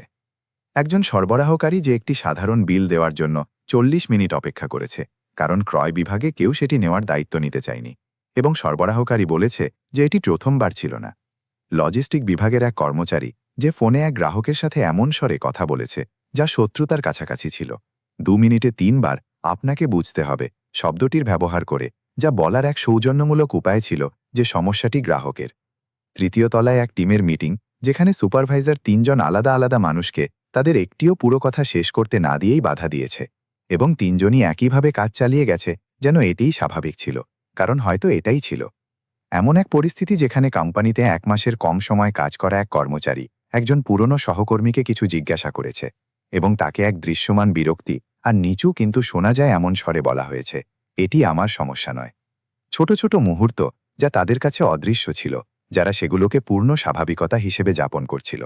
যারা সেগুলো পড়ছিল 3 পাতায় একের পর এক, তাদের মধ্যে কোনো দূরত্ব ছিল না, তাদের জন্য ধ্বংসাত্মক ছিল। আনন্দ পাতাগুলো টেবিলে রেখে দিল, নিজের চেয়ারে হালকা একটু পেছনের দিকে হেলে বসল। পুরো সকালে পুরো সংলাপে যখন থেকে সে এজেন্ডা থাকা ব্যক্তির দৃঢ় পদক্ষেপে লবিতে প্রবেশ করেছিল, তার অভিব্যক্তি নিয়ন্ত্রিত ম্যানেজারের মতো ছিল না, বরং ছিল এমন এক ব্যক্তির যে এইমাত্র কোনো কিছুর আসল ভয়াবহতা বুঝতে পেরেছে, যা সে আগে বেশি স্পষ্ট করে না দেখার সিদ্ধান্ত নিয়েছিল। কারণ জিনিসগুলোকে স্পষ্ট করে দেখলে অনেক সময় সেটা করতে হয় যা করতে ভয় লাগে। একটি লম্বা নিস্তব্ধতা ছিল। আমি এর জন্য দায়ী, সে অবশেষে কোনো পরিবর্তন ছাড়াই বলল, সেই কিন্তু শব্দটির অনুপস্থিতিতে, যা প্রায় সবসময় পরে আসে। আর এটাই ছিল আসল বিষয়। কিন্তু এর অনুপস্থিতি ঈশিতার চোখে তার অবস্থানকে ওপরে তুলল, যদিও সে তা দেখাল না। কিছুটা হলেও তাই, সে জবাব দিল, কিন্তু পুরোপুরি নয়। সংস্কৃতির সমস্যার শিকড় অনেক লম্বা আর গভীর হয়। ওই পাতাগুলোতে যা লেখা আছে তার মধ্যে কিছু তোমার আসার আগের, বছরের পর বছর ধরে প্রতিষ্ঠিত অভ্যাস, যেগুলোকে কেউ প্রশ্ন করেনি, কারণ সেগুলো এত ভালোভাবে কাজ করছিল যে কেউ সেগুলোকে স্পর্শ করেনি। যা তোমার পুরো আর অকাট্য দায়িত্ব, তা হলো এখন থেকে কি ঘটবে, আর আমি আজ ঠিক এই বিষয়েই কথা বলতে চাই। আনন্দ সেই মনোযোগ দিয়ে তাকে দেখল, যেখানে এখন প্রোটোকলের কোনো চিহ্ন ছিল না। এটি ছিল বাস্তবিক খোলা মনোযোগ, এমন এক ব্যক্তির যে শুনছে, কারণ যা আসছে তা সত্যিই গুরুত্বপূর্ণ, এবং সে তা জানে। ঈশিতা প্রথমবার জলের গ্লাস তুলল, এক চুমুক খেল এবং তা টেবিলে রেখে দিল। এই কোম্পানিতে আসল সম্ভাবনা আছে, সে বলল। যখন আমি এটি কেনার সিদ্ধান্ত নিয়েছিলাম, তখন সংখ্যাগুলো আমাকে এটিই বলেছিল। আর্থিক কাঠামো, গ্রাহক পোর্টফোলিও, 3টি সার্ভিস লাইন, বাজারে অবস্থান, এই সব আমাকে বলেছিল যে এখানে এমন কিছু ছিল যা মূল্যবান ছিল। কিন্তু সংখ্যাগুলো আমাকে এটি বলে না যে এখানে কাজ করা মানুষগুলো প্রতিটি সকালে নিজেদের মূল্যবান মনে করে আসে নাকি অদৃশ্য মনে করে আসে। সেগুলো আমাকে এটি বলে না যে গ্রাহক ফিরে আসার ইচ্ছা নিয়ে যায় নাকি কেবল চলে যায়। সেগুলো আমাকে এটি বলে না যে টিম গর্বের সাথে কাজ করে নাকি সেই মৌন ভয়ের সাথে যে জানে যদি সে আওয়াজ তোলে তবে তাকে মূল্য চোকাতে হবে। এটি তখনই দেখা যায় যখন আপনি না বলে আসেন আর চুপচাপ পর্যবেক্ষণ করেন। সে এক বিরতি নিল। আজ আমাকে নিজি কোম্পানির লবিতে 38 মিনিট অপেক্ষা করানো হলো, সে চালিয়ে গেল। এবং যদিও এটি অস্বস্তিকর ছিল, আর যদিও এটি তেমন ছিল না যা আমি আশা করেছিলাম, আমি তোমাকে এমন কিছু বলবো যা হয়তো তুমি শোনার আশা করবে না। আমি খুশি যে এমনটা হয়েছে, কারণ এটি আমাকে ঠিকঠাক নিশ্চিত করে দিল যা আমার নিশ্চিত করার প্রয়োজন ছিল, এবং এখন আমি নিশ্চিতভাবে জানি কোথা থেকে শুরু করতে হবে। আনন্দ অপেক্ষা করল। আমরা প্রবেশ পথ থেকে শুরু করব, ঈশিতা বলল। আক্ষরিক অর্থেই কাঁচের দরজাগুলো থেকে শুরু করে শেষ তলা পর্যন্ত, এবং আমরা এমন এক সংস্কৃতি গড়ে তুলব যেখানে এই বিল্ডিংয়ে প্রবেশ করা প্রতিটি মানুষ, সে যেই হোক না কেন, প্রথম সেকেন্ড থেকেই অনুভব করুক যে এটি এমন এক জায়গা যেখানে তার সাথে মানুষ হিসেবে ব্যবহার করা হয়, একটি ক্যাটেগরি হিসেবে নয়, একটি প্রসেস হিসেবে নয়, একজন ব্যক্তি হিসেবে। তুমি কি আমার সাথে এর উপর কাজ করতে তৈরি আছো? আনন্দ দ্বিধা করল না। হ্যাঁ, সে বলল, এবং পুরো সকালে প্রথমবার ঈশিতা হাসল।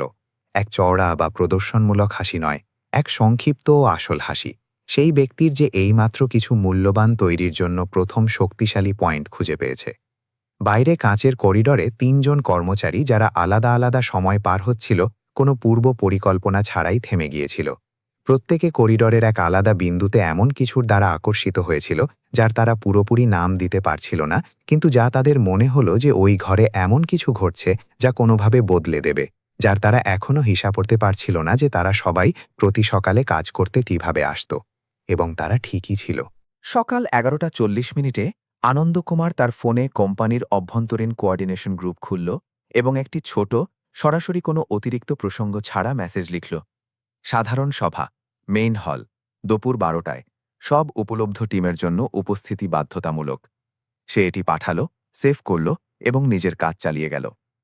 বিরাট কর্পোরেট গ্রুপের মতো কোম্পানিগুলোতে এই ধরনের স্পষ্ট মেসেজ, হঠাৎ ডাক, তাৎক্ষণিক সময়, বাধ্যতামূলক উপস্থিতি, যা খুব কমই এত সরাসরি শব্দে দেখা যেত, ঠিক সেই ধরনের কথোপকথন তৈরি করত যা কফি মেশিনের পাশে নিচু স্বরে হতো।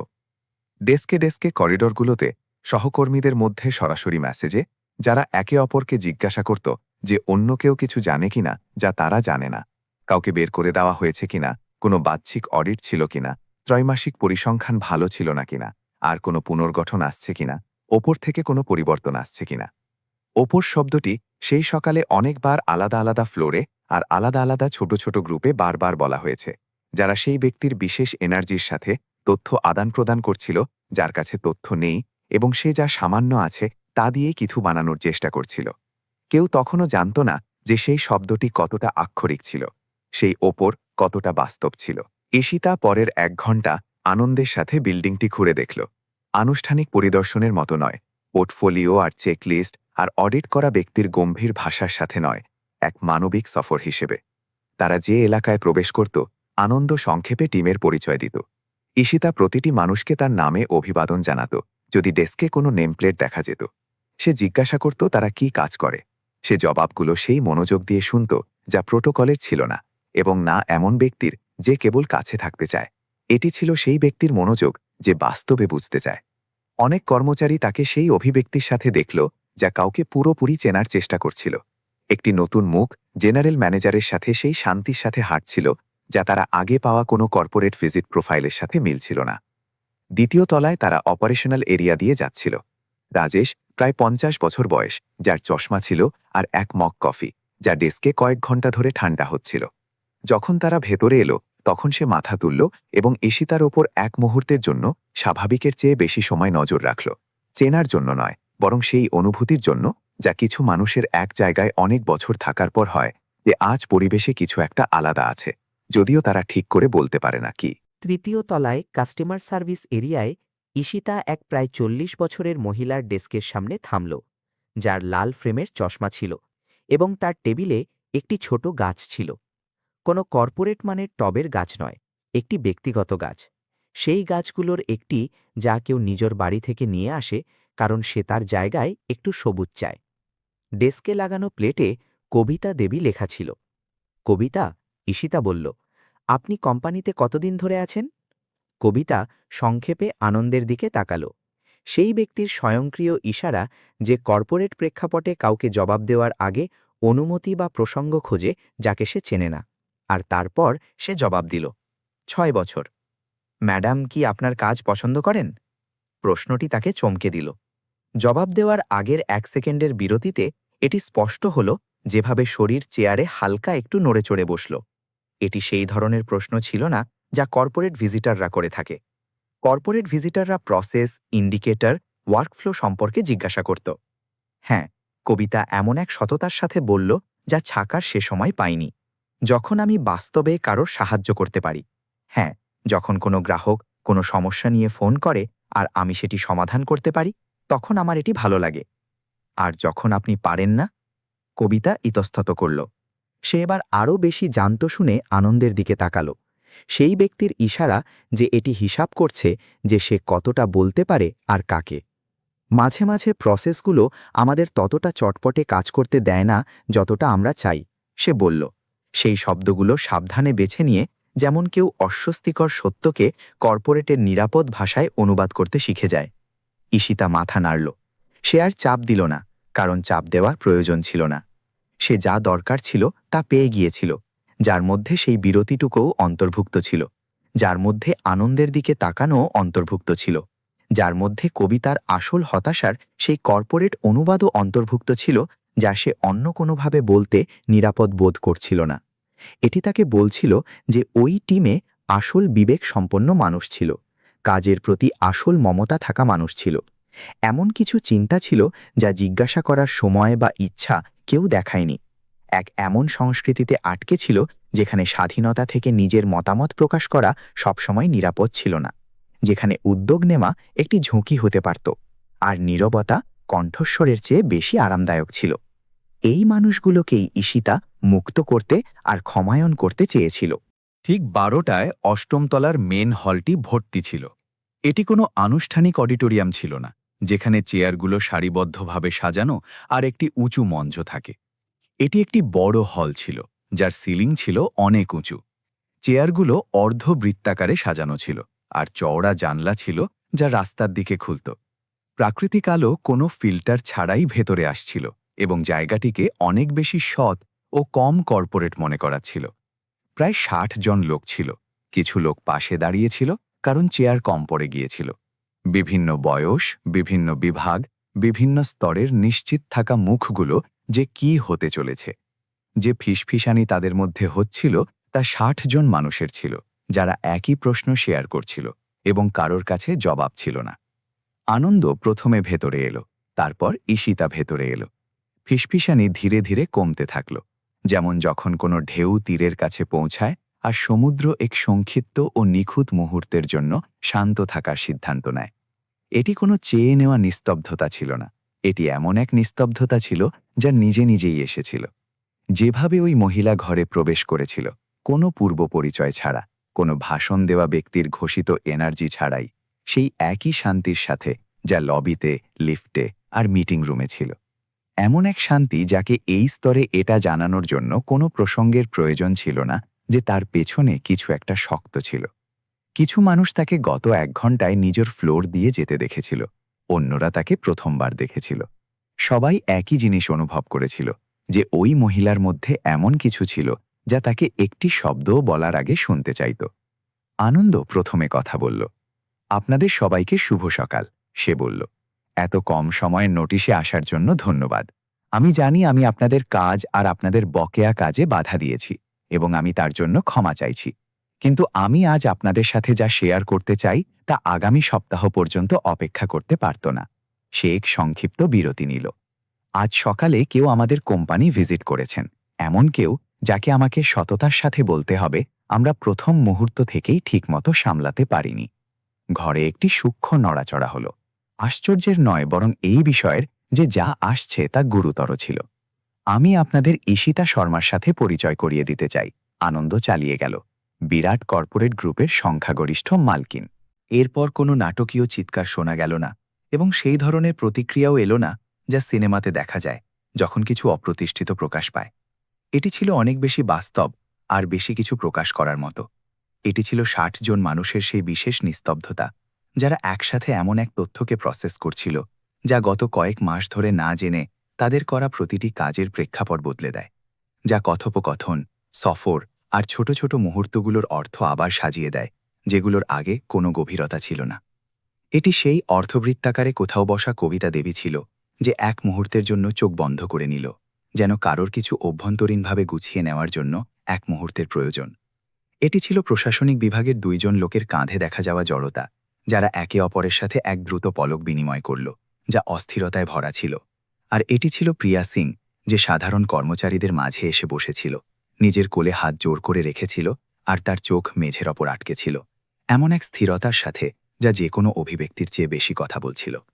ঈশিতা দাঁড়িয়ে মাঝখানে এসে সবার সামনে দাঁড়ালো, কোনো মাইক্রোফোন ছাড়াই। তার আওয়াজ নিজে থেকেই প্রয়োজনীয় স্পষ্টতার সাথে সবার কাছে পৌঁছচ্ছিল, কোনো স্ক্রিন ছাড়াই, হাতে কোনো নোটস ছাড়াই। এখানে আসার জন্য ধন্যবাদ, সে বলল। আমি আপনাদের সাথে সরাসরি কথা বলবো, কারণ আমার মনে হয় আপনারা এর যোগ্য, এবং কারণ আমার মনে হয় এটিই কিছু আসল শুরু করার একমাত্র উপায়। আজ সকালে আমি এই বিল্ডিংয়ে নিজের পরিচয় না দিয়ে এসেছিলাম। আমি লবিতে 38 মিনিট অপেক্ষা করেছি। কেউ জানতো না যে আমি কে ছিলাম, আর ওই 38 মিনিটে আর 4 মাস আগে আমি যে সফর করেছিলাম সেবারও পরিচয় না দিয়ে আমি এই কোম্পানি সম্পর্কে সেই সব রিপোর্টের চেয়ে অনেক বেশি শিখেছি যা আমাকে এটি কেনার পর থেকে পাঠানো হয়েছিল। কেউ নড়ল না। আমি কোনো খারাপ কোম্পানি পাইনি। আমি সক্ষম মানুষদের নিয়ে তৈরি এক কোম্পানি পেয়েছি, যাতে অনেক বিভাগে কাজ করার প্রসেস ছিল, যাতে বাড়ার আর এমন কিছু করার আসল সম্ভাবনা ছিল যা এখানকার মানুষ নিজেদের মনে করতে পারে। কিন্তু আমি এমন কিছুও পেয়েছি যা আমাকে বাস্তবে চিন্তিত করে। আমি এমন এক সংস্কৃতি পেয়েছি যেখানে একজন মানুষের সাথে কেমন ব্যবহার করা হয় তা নির্ভর করে সে কেমন দেখতে তার উপর। কেউ 3 সেকেন্ডে ঠিক করে নেয় যে সে মনোযোগ পাওয়ার যোগ্য নাকি তাকে অপেক্ষা করানো যায়। আর আমার পরিচালিত কোনো কোম্পানিতে এর কোনো জায়গা নেই। কোনো শব্দ নেই। আমি এখানে দোষারোপ করতে আসিনি, সে বলল, এবং তার নজর শান্তভাবে ঘর জুড়ে ঘুরে গেল, আলাদা আলাদা বিন্দুতে, আলাদা আলাদা মুখে থামতে থামতে। একটি সংস্কৃতির অভ্যাস কোনো একজন ব্যক্তি দ্বারা তৈরি হয় না, সেগুলো সবার দ্বারা তৈরি হয়। ধীরে ধীরে প্রতিটি ছোট সিদ্ধান্তের সাথে, যা নেওয়া হয় কিংবা যা নেওয়া হয় না। আমি আপনাদের এটি জানাতে এখানে এসেছি যে ওই প্যাটার্ন আজ শেষ হচ্ছে। আর ওই পরিবর্তন এমন কোনো মেমো থেকে আসবে না যা কেউ পড়ে না, এবং না শুক্রবার বিকেলে 2 ঘন্টার কোনো ট্রেনিং থেকে আসবে যা সবাই পরের সোমবার ভুলে যায়। এটি সেই সিদ্ধান্ত থেকে আসে যা আপনাদের মধ্যে প্রতিটি মানুষ প্রতি সকালে এখানে আসার সময় নেয় এবং ঠিক করে যে সে সামনের মানুষটির সাথে কেমন ব্যবহার করবে, সে যেই হোক না কেন। এক দীর্ঘ ও জান্ত শুনে করা বিরতি। আমি আপনাদের কাছে কিছু চাইব, সে অবশেষে বলল। নিখুঁত কিছু নয়, রাতারাতি অসম্ভব কোনো পরিবর্তনও নয়। আমি আপনাদের কাছে সততা চাইব। যদি কিছু কাজ না করে আর আপনার কাছে কোনো ভালো আইডিয়া থাকে, তবে আপনি সেটি বলুন। যদি এই টিমে কারো সমর্থনের প্রয়োজন হয়, তবে সেই যেন তা চায়। যদি আপনি কিছু ভুল দেখেন, তবে আপনি তার নাম দিন। আমি এই কোম্পানিতে সেইভাবে উপস্থিত থাকব, যেভাবে হয়তো আপনারা কোনো মালিককে দেখার অভ্যস্ত ছিলেন না। আর আমার দরজা আজ সকালে লবিতে যা হয়েছে তার উল্টো, সবসময় সেই প্রতিটি মানুষের জন্য খোলা থাকবে যে আসবে। তখনই 3য় তলার সেই মহিলা, কবিতা দেবী, যার লাল ফ্রেমের চশমা ছিল আর টেবিলে ছোট গাছ ছিল, একাই হাততালি দিতে শুরু করল। প্রথমে তালু একসাথে আর চোখ চকচক করছিল, যেন এমন কোনো ব্যক্তির যে 6 বছর ধরে ঠিক ঠিক ওই শব্দগুলো শোনার জন্য অপেক্ষা করেছিল এবং যে ইতিমধ্যে অপেক্ষা করা ছেড়ে দিয়েছিল। 3 সেকেন্ড, 4 সেকেন্ড এবং পুরো ঘর সামিল হয়ে গেল। এটি কোনো প্রোটোকলের হাততালি ছিল না, সেই ধরনের যা তখন বাজানো হয় যখন কারোর কথা শেষ হলে বাজাতে হয়। এটি ছিল সেই হাততালি যাতে মানুষ তখন প্রতিক্রিয়া দেয় যখন কোনো সত্য ঠিক সেখানেই পৌঁছে যায় যেখানে তার পৌঁছানোর কথা ছিল, যখন তারা উচ্চস্বরে স্বীকার করে নেয় যে তারা যা শুনেছে তাই ছিল যা তাদের প্রয়োজন ছিল। ঈশিতা তাদের হাততালি দিতে দিল। সে সাথে সাথে হাসল না, সে সেই ব্যক্তির মতো ইশারাও করল না যে প্রত্যাশিত স্বীকৃতি পাচ্ছে। প্রথমে সে তাদের দেখল, সে নিজের চোখ দিয়ে তাদের এক একে স্ক্যান করল। যতদূর সে পারছিল সে সেই একই মনোযোগ দিয়ে তাদের দেখছিল যে মনোযোগ দিয়ে কথা বলার সময় তাদের দেখেছিল। আর যখন সে হাসল, সেটি ছিল সেই সংক্ষিপ্ত আর আন্তরিক হাসি, যা এখন ওই ঘরের কিছু মানুষ তাদের চেনা সবথেকে আসল হাসি হিসেবে চিন্তিত। বাইরে মুম্বাইয়ের ধোঁয়াটে আকাশ বিল্ডিংগুলোর ওপর কোথাও একটা খুলতে শুরু করেছিল। পুরোপুরি নয়, শুধু মেঘের মাঝে আলোর একটি ফাটল, যা যথেষ্ট ছিল। ঈশিতা কথা শেষ করার পর হলটি ধীরে ধীরে খালি হতে থাকল। সেই তাড়াহুড়োর সাথে নয় যা কোনো অস্বস্তিকর কিছু থেকে পালিয়ে যেতে চায়, বরং সেই ধীর গতির সাথে যার জন্য সময়ের প্রয়োজন হয়। ডেস্কে ফিরে গিয়ে দিনটিকে এমনভাবে চালিয়ে যাওয়ার আগে যেন কিছুই বদলায়নি, যখন তারা নিশ্চিতভাবে জানত যে কিছু একটা বদলে গিয়েছে এবং তারা ঠিকঠাক প্রসেস করছিল যে কি বদলেছে। করিডোরে লিফট এরিয়ায় 8ম তলার জানলার পাশের কোণগুলোতে স্বাভাবিকভাবেই ছোট ছোট গ্রুপ তৈরি হয়ে গেল। নিচু স্বর, গম্ভীর অভিব্যক্তি, কিছু মাথা নাড়ার ইশারা। এই সেই কথোপকথন যা তখন হয় যখন একটি নতুন আইডিয়া বা একটি সত্য যা আগে থেকেই উপস্থিত ছিল কিন্তু যা কেউ উচ্চস্বরে বলেনি, কোনো জায়গায় নামে এবং তাকে জায়গা করে দেওয়ার জন্য নিজেকে আবার সাজানোর প্রয়োজন হয়। আনন্দ ঈশিতার সাথে ঘরে আরও কয়েক মিনিট রয়ে গেল। পরের নিরেট পদক্ষেপগুলো সমন্বয় করে পরবর্তী সপ্তাহের জন্য একটি এজেন্ডা বা কর্ম পরিকল্পনায় একমত হতে হতে, যা এখন আর আগের মতো গতবাধা এজেন্ডা ছিল না।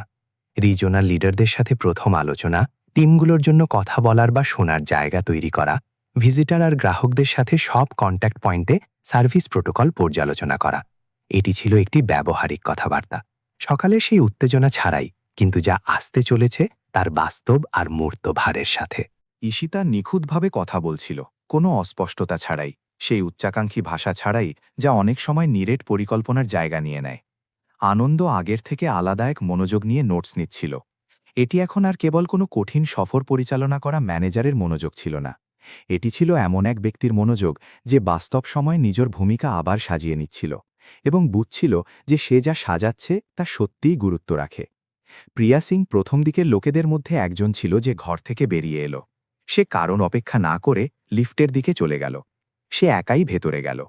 যখন দরজা বন্ধ হল এবং কোনো সাক্ষী ছাড়াই, কোনো সহকর্মীর ছাড়াই, কোনো মিটিংয়ের পরিবেশ ছাড়াই আর কারোর চোখের শাসন ছাড়াই সে একা রয়ে গেল, সে এমনভাবে দীর্ঘশ্বাস ফেলল যেন কয়েক ঘন্টা ধরে তা নিতেই পারছিল না। এটি স্বস্তির শ্বাস ছিল না, এটি সেই ধরনের গভীর আর অনিচ্ছাকৃত শারীরিক শ্বাস ত্যাগ করা যা তখন আসে যখন শরীর এমন কিছু ছেড়ে দেয় যা সে কয়েক ঘন্টা ধরে চরম উত্তেজনার সাথে বয়ে বেড়াচ্ছিল, তা কোথায় রাখবে না জেনেই। সে লিফটের ধাতব প্রতিফলনে নিজেকে দেখল।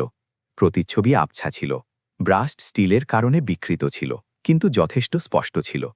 সে নিখুঁত উর্দি দেখল, পরিপাটি করে বাঁধা চুল, ওয়াইন রঙের নখ, সবকিছু সকালের মতোই ছিল, কিন্তু সবকিছুই ছিল পুরোপুরি আলাদা।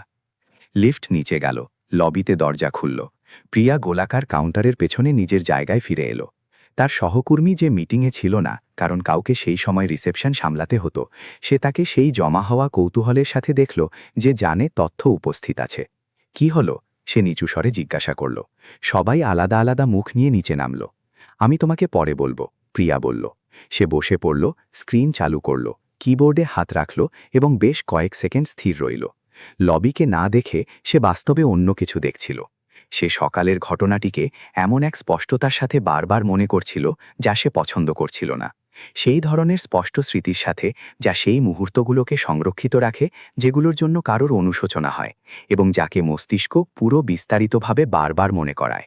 গাঢ় নীল স্যুট পরা মহিলা কাঁচের দরজা দিয়ে ভেতরে আসছে। তার দিকে দেওয়া একটি দ্রুত পলক, যা 3 সেকেন্ডের কম ছিল। স্বয়ংক্রিয় স্ক্যান, যা কেউ বছরের পর বছর ধরে কোনো প্রশ্ন ছাড়াই করে আসছে। আর সেই 3 সেকেন্ডের ভিত্তিতে নেওয়া তাৎক্ষণিক সিদ্ধান্ত। এটি জরুরি নয়। সে ওই 8 মিনিট পর্যন্ত অপেক্ষা করতে পারে, যতক্ষণ না সে একটি ফালতু কথা শেষ করে, যা 30 সেকেন্ডে শেষ হতে পারত। সে যে স্পষ্ট ইশারায় তাকে পেছনের চেয়ারগুলোর দিকে নির্দেশ করেছিল, কোনো শব্দ ছাড়া, সেই ন্যূনতম সৌজন্য ছাড়াই, যা তাকে জানাতো যে সে একজন ব্যক্তি ছিল, লাইনে দাঁড়ানো কোনো সংখ্যা নয়। ঈশিতার অভিব্যক্তি, যখন সে সবার সামনে কাউন্টারের দিকে এগিয়ে এলো আর সেই আওয়াজে কথা বলল যা চিৎকার করেনি কিন্তু সব জায়গায় পৌঁছে গিয়েছিল, আর ঠিক সেটাই বলল যা তাকে বলতে হতো, 1 গ্রামও বেশি কিছু না বলে, যা তার কাছে সবথেকে বেশি ভারী মনে হয়েছিল। প্রিয়া ফাঁকা লবি দেখতে দেখতে এটি বুঝল। এটি কোম্পানির মালকিনের সামনে ওই ভুল করাটা বড় বিষয় ছিল না। সেটি লজ্জাজনক ছিল, হ্যাঁ, এবং তার পরিণামও ছিল, যা সে এখন পুরোপুরি জানত না। কিন্তু এটি সবথেকে বেশি ভারী ছিল না। সবথেকে বেশি ভারী কিছু একটা ছিল, যাকে নিজেকে সততার সাথে সঠিক শব্দে আর মধুর সংস্করণ ছাড়াই নাম দিতে একটু বেশি সময় লাগল। যে যদি ঈশিতা শর্মা সেই সকালে নিজের হাতে একটি চেনা ব্র্যান্ডেড ব্যাগ নিয়ে পেছনে সাহায্যকারীদের সাথে সেই ব্যক্তির এনার্জি নিয়ে আসত যে নিজেকে গুরুত্বপূর্ণ হিসেবে পাওয়ার আশা করে, তবে সে তাকে সাথে সাথে হাসি মুখে প্রোটোকলের পুরো উষ্ণতার সাথে 100% সক্রিয় হয়ে সামলাত। আর এর মানে ছিল যে সেই সকালে যা ঘটেছিল তা কোনো অবহেলা ছিল না, সেটি কোনো খারাপ দিন ছিল না, সেটি কোনো ক্ষণিকের বিচ্যুতি ছিল না। সেটি ছিল একটি মানদণ্ড, তার নিজের, যাকে সে কোনোদিন যাচাই করেনি, যার ওপর কেউ কোনোদিন প্রশ্ন তোলেনি, যা বছরের পর বছর ধরে স্বয়ংক্রিয়ভাবে কাজ করছিল। সেই মানদণ্ড যে কারোর গুরুত্ব তার উপস্থিতিতে পড়া যায়, যে শক্তিশালী দেখায় তাকে মনোযোগ দেওয়ার প্রয়োজন আছে, আর যে শক্তিশালী দেখায় না সে অপেক্ষা করতে পারে। তার কাছে ওই মানদণ্ডটি ছিল, এবং সেই সকাল পর্যন্ত তার কাছে এটি পর্যালোচনা করার কোনো কারণ ছিল না। এটাই ছিল সেই যন্ত্রণা, সেই ধরনের যন্ত্রণা যা তীব্র নয় বরং গভীর হয়, যা এক পলক থাকে না বরং বসে যায় এবং দাবি করে যে আপনি তার সাথে কিছু একটা করুন। দুপুর 1:15 যখন লবিতে দুপুরের শান্ত পরিবেশ ছিল এবং তার সহকর্মী দুপুরের খাবারের জন্য বাইরে গিয়েছিল, প্রিয়া এমন কিছু করল যা সে করার পরিকল্পনা করেনি। সে তার ডেস্কের নিচের ড্রয়ার খুলল, একটি ফাঁকা কাগজ বের করল, একটি পেন নিল আর লিখতে শুরু করল। কোনো রিপোর্ট নয়, মানব সম্পদ বিভাগের জন্য কোনো আনুষ্ঠানিক ক্ষমা প্রার্থনাও নয়, সেই ব্যক্তির সতর্ক ভাষার সাথে যে রেকর্ড বইয়ে এটি নথিভুক্ত করতে চায় যে সে ভুল স্বীকার করছে। ঈশিতা শর্মার জন্য হাতে লেখা একটি চিঠি, নিজের আসল হাতের লেখায়, কোনো সংশোধনী বা ড্রাফট ছাড়াই, কোনো শব্দ বেছে নেবার দ্বিতীয় কোনো সুযোগ ছাড়াই। সে 20 মিনিট ধরে কিছু প্যারাগ্রাফ লিখল, সেগুলো কাটল আর সেগুলোকে আবার লিখল। সেজন্য নয় যে সে নান্দনিকতা খুঁজছিল, বরং সেজন্য কারণ সে সত্য খুঁজছিল। আর সত্যকে অনেক সময় সঠিক শব্দে আসার আগে একাধিকবার প্রচেষ্টার প্রয়োজন হয়। সে লিখল, যে সে বুঝেছে সেই সকালে কি হয়েছিল। সে কোনো বাহানা খুঁজবে না, কারণ তার কাছে কোনো উপযুক্ত বাহানা ছিল না যে সেই সকালে সে মানুষের সাথে কেমন ব্যবহার করেছিল। না কেবল ঈশিতার সাথে, বরং বক্স হাতে থাকা ওই মেয়েটির সাথে এবং ওই লোকটির সাথে যে পরে একটি সাধারণ প্রশ্ন নিয়ে এসেছিল আর তাকে মাত্র আধ মিনিটের মনোযোগ দেওয়া হয়েছিল, এবং অন্যদের সাথে যারা তার কাউন্টার দিয়ে সেই অদৃশ্যতার সাথে পার হয়েছিল যা সে না ভেবেই তাদের ওপর চাপিয়ে দিয়েছিল। সেটি সেই ব্যক্তির সাথে মিল ছিল না যাকে সে নিজে মনে করত, আর না সেই পেশাদারের সাথে যা সে হতে চেয়েছিল। সে সেই দিন এমন কিছু শিখেছিল যা কোনো ট্রেনিং তাকে ওইভাবে শেখাতে পারত না, এবং যদি সে ওই কোম্পানিতে কাজ করার সুযোগ পায় তবে সে তাকে একটি আলাদা উপায়ে ব্যবহার করতে চায়। সেজন্য নয় যে কেউ তাকে দেখবে, বরং সেজন্য যাতে সে লিফটের আয়নায় নিজেকে দেখতে পারে আর নিজেকে চিনতে পারে। সে কাগজটিকে 3 ভাঁজ করল, বাইরে সেই একই হাতের লেখায় নাম লিখল, তাকে নিজের সামনে কাউন্টারে রেখে দিল এবং এক দীর্ঘ পলক পর্যন্ত সেটির দিকে তাকিয়ে রইল, সেই অনিশ্চয়তার সাথে যে জানে না সে যা করতে চলেছে তা সাহসিকতা নাকি বোকামি। ঠিক সেই মুহূর্তে লবির কাচের দরজা খুলল এবং প্রায় 65 বছরের এক বৃদ্ধ মহিলা একটি গাঢ় আর সাধারণ কোট এবং ব্যবহারে ঘষে যাওয়া হাতল থাকা কাপড়ের ব্যাগ নিয়ে ভেতরে এলো। সে ধীর আর সতর্ক পায়ে কাউন্টারের দিকে এগিয়ে এলো, কিছুটা ঝুঁকে থাকা সেই ব্যক্তির অভিব্যক্তির সাথে যে পুরোপুরি নিশ্চিত নয় যে সে সঠিক জায়গায় আছে কিনা, এবং যদি সে থাকে তবে সে বিরক্ত করতে চায় না। শুভ সন্ধ্যা, সে হালকা আওয়াজে বলল। আমি অ্যাকাউন্টস বিভাগের জন্য কিছু নথিপত্র দিতে এসেছি। তারা আমাকে বলল যে এগুলো ব্যক্তিগতভাবে নিয়ে আসতে, কারণ এগুলো মেলে পাঠানো যাবে না। প্রিয়া তাকে দেখল। সে তাকে বাস্তবে দেখল, পুরোপুরি খোলা চোখে, কোনো স্বয়ংক্রিয় ফিল্টার ছাড়া, কোনো 3 সেকেন্ডের স্ক্যান ছাড়া।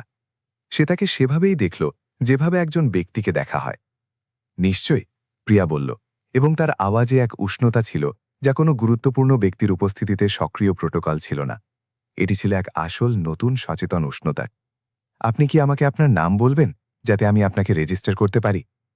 মহিলা তার স্বরে হালকা একটু অবাক হয়ে হাসল, সেই ব্যক্তির অভিব্যক্তির সাথে যাকে এইভাবে অভ্যর্থনা জানানোর আশা ছিল না, এবং সে পুরোপুরি জানত না এর সাথে কি করতে হয়। রমা, সে বলল, রমা দেবী। রমা দেবীজি, প্রিয়া বলল খুব খুশি হয়ে। আমাকে এই প্রক্রিয়ায় আপনার সাহায্য করতে দিন, যাতে আপনাকে অনর্থক অপেক্ষা করতে না হয়। এটি একটি ছোট মুহূর্ত ছিল, যে কোনো মানুষের জন্য যারা এটি কোনো প্রেক্ষাপট ছাড়া বাইরে থেকে দেখত তাদের কাছে পুরোপুরি অদৃশ্য। কিন্তু প্রিয়ার জন্য এটি ছিল অনেক বড়। এটি ছিল সেই সকালে যা কিছু ঘটেছিল তারপর তার প্রথম সচেতন সিদ্ধান্ত। প্রথমবার যখন সে জানত, শুনে আর সক্রিয়ভাবে বেছে নিয়েছিল যে সে কারোর সাথে কেমন ব্যবহার করতে চায়। এটি এই বিষয়ের উপর নির্ভর করছিল না যে সামনের জন দেখতে কেমন ছিল, বরং এই বিষয়ের উপর যে সে নিজে কে হতে চেয়েছিল। সে কোন ধরনের ব্যক্তিকে চিনতে চেয়েছিল যখন সে লিফটের ধাতব প্রতিফলনে নিজেকে দেখত। যখন রমা দেবীজি 15 মিনিট পর নিজের রিসিভড কপি হাতে আর মুখে একটি আসল হাসি নিয়ে চলে গেল, তখন প্রিয়া ভাঁজ করা চিঠিটিকে দেখল যা কাউন্টারে তখনও ছিল। সেটিকে তুলল আর নিজের উর্দির পকেটে রেখে দিল। সে সেটি দিতেই যাচ্ছিল, সেই জন্য নয় যে এটি বাধ্যতামূলক ছিল, সেই জন্য নয় যে সে বিনিময়ে কিছু পাবে, বরং সেই জন্য কারণ এটি সঠিক ছিল, এবং কারণ সে সেই সকালে সবথেকে অস্বস্তিকর আর সবথেকে স্থায়ী উপায়ে শিখেছিল যে সঠিক কাজ করার জন্য কারোর দেখার প্রয়োজন হয় না, বরং বাস্তবে আপনি যা করেন যখন কেউ দেখে না সেটাই সবথেকে বেশি সংজ্ঞায়িত করে যে আপনি কে। ঠিক সেই মুহূর্তে লবির লিফট খুলল এবং ঈশিতা শর্মা নিজের বাদামি ব্রিফকেস বগলে নিয়ে বাইরে বেরিয়ে এলো, যাওয়ার জন্য তৈরি। সে সেই একই শান্ত আর দৃঢ় কদমে লবি পার হয়ে গেল। যখন সে কাউন্টারের সামনে দিয়ে যাচ্ছিল তখন প্রিয়া দাঁড়িয়ে পড়ল। সেজন্য নয় যে প্রোটোকলের প্রয়োজন ছিল, বরং সেজন্য কারণ সে তেমনটা করতে চেয়েছিল। শ্রীমতী শর্মা, সে বলল। ঈশিতা থামল এবং তাকে দেখল। প্রিয়া ভাঁজ করা চিঠিটিকে কাউন্টারে দৃঢ় হাতে এগিয়ে দিল, কোনো ইতস্তত বোধ ছাড়াই। আমি চাই আপনি এটি পড়ুন, সে বলল। এটি কোনো আনুষ্ঠানিক ক্ষমা প্রার্থনা নয়, এটি তার থেকে বেশি সৎ। ঈশিতা চিঠিটির দিকে দেখল, তারপর প্রিয়াকে এক মুহূর্তের জন্য সেই নজরে দেখল যা বিচার করছিল না, কিন্তু কিছুই বাদ দিচ্ছিল না, যা সেখানে ছিল তাকেই দেখছিল। তারা সেটি নিয়ে নিল। ধন্যবাদ প্রিয়া, তারা বলল। তারা আর কিছু বলেনি। সে কাঁচের দরজাগুলোর দিকে এগিয়ে গেল, যা নিজে থেকেই খুলে গেল এবং বাইরে বেরিয়ে গেল, যেখানে মুম্বাইয়ের সন্ধ্যা সকালের ধোঁয়াটে আকাশকে পরিষ্কার করে দিয়েছিল। প্রিয়া তাকে দূরে চলে যেতে দেখল। সে আবার শ্বাস ছাড়ল। এবার সেই শ্বাস ছাড়ার মধ্যে কিছুটা স্বস্তি ছিল। সেজন্য নয় যে ভুল মিটে গিয়েছিল, ভুল মেটে না, ভুল থেকে শেখা যায়, বরং সেজন্য কারণ সে সেটি না করার দিকে প্রথম আসল পদক্ষেপ নিয়েছিল। এবং মাঝে মাঝে ওই প্রথম পদক্ষেপটি সবকিছু হয় যা প্রয়োজন, যাতে কারোর ভেতর কিছু একটা সব সময়ের জন্য দিক পরিবর্তন করে দেয়। সেই ধোঁয়াটে সোমবারের ৩ সপ্তাহ পর ঈশিতা শর্মা বিরাট কর্পোরেট গ্রুপে ফিরে এলো। এইবার সে মঙ্গলবার সকাল 8:30টায় সেই একই গাঢ় নীল স্যুটে, বগলে সেই একই বাদামি ব্রিফকেস নিয়ে সেই শান্ত আর দৃঢ় পদক্ষেপে এলো যা পৃথিবীতে ঘুরে বেড়ানোর তার স্বাভাবিক উপায় ছিল। সে নিজে বেসমেন্টে পার্ক করল, সবসময়ের মতো সেই একই গাড়িগুলোর মাঝে, কোনো সংরক্ষিত জায়গা বা বিশেষ সংকেত ছাড়াই। সে সিঁড়ি দিয়ে হেঁটে লবি পর্যন্ত গেল, লিফটে নয়, 3 তলা পথ হেঁটে গেল, যার জন্য সে কোনো অভিযোগ করল না, কারণ সে কখনো এমন সব বিষয়ে অভিযোগ করত না। যখন কাচের দরজা খুলল আর সে বেইজ রঙের মার্বেল পাথরের চওড়া জায়গায় প্রবেশ করল, তখন সে প্রথম যে জিনিসটি দেখল তা হল এমন কিছু যা 3 সপ্তাহ আগে সেখানে ছিল না। আগের তুলনায় আলাদা মিউজিক, অনেক বেশি উষ্ণ, অনেক বেশি উপস্থিতি থাকা সেই ধরনের ধীর লয়ের সাথে যা মনোযোগ আকর্ষণ করে না, কিন্তু যা বাস্তবে কোনো জায়গার আবেগীয় তাপমাত্রাকে বদলে দেয়। কোনো সাধারণ যান্ত্রিক ব্যাকগ্রাউন্ড মিউজিক নয়, যা পৃথিবীর যে কোনো কর্পোরেট ভবনের যে কোনো লবিতে হতে পারে। অন্য কিছু, প্রাণবন্ত, যেন কেউ এর সম্পর্কে ভেবেছে, যেন কেউ ওই প্লেলিস্টটিকে এই আসল উদ্দেশ্য নিয়ে বেছে নিয়েছে, যাতে যারা ওই দরজা দিয়ে প্রবেশ করবে তারা প্রথম সেকেন্ড থেকেই স্বাগতম অনুভব করে। দ্বিতীয় যে জিনিসটি সে দেখল তা হল প্রিয়া সিং। সে সবসময়ের মতো কাউন্টারের পেছনে ছিল, নিখুঁত উর্দিতে চুল বাঁধা ছিল, কিন্তু তার বসার ভঙ্গিতে কিছু একটা আলাদা ছিল। সে দাঁড়িয়েছিল, বসে নয়। আর যখন এক তরুণী অফিস সাপ্লাই ঠাসা 2টি বড় ব্যাগ নিয়ে লবিতে প্রবেশ করল, তখন প্রিয়া কারোর কিছু না বলা ছাড়াই, কেউ তাকে দেখছে কিনা তা না দেখেই, দর্শকদের জন্য কোনো ইশারা ছাড়াই কাউন্টার থেকে ঘুরে বাইরে বেরিয়ে গেল। সে একটি ব্যাগ ধরল, তাকে প্রতীক্ষা এলাকা পর্যন্ত নিয়ে গেল, তাকে এক হাসির সাথে প্রসেস বুঝিয়ে দিল যা ছিল আসল। ঈশিতা জানত, কারণ সে মানুষকে এত বছর ধরে দেখছে, যে কোনো ভুল ছাড়াই এটি চিনতে পারে যে কোন হাসিটি লাগানো হয় আর কোনটি নিজে থেকেই আসে। প্রিয়া তাকে কাউন্টারে ফিরতে দেখল। সে এক মুহূর্তের জন্য থামল, একটি ছোট প্রায় অদৃশ্য মুহূর্ত, এবং তারপর স্বাভাবিকভাবে কাজ চালিয়ে গেল। শুভ সকাল শ্রীমতী শর্মা, সে বলল যখন ঈশিতা কাছে এলো। আপনার জন্য 8ম তলায় অপেক্ষা করা হচ্ছে। আমি কি ঘোষণা করব, নাকি আপনি সরাসরি যেতে পছন্দ করবেন?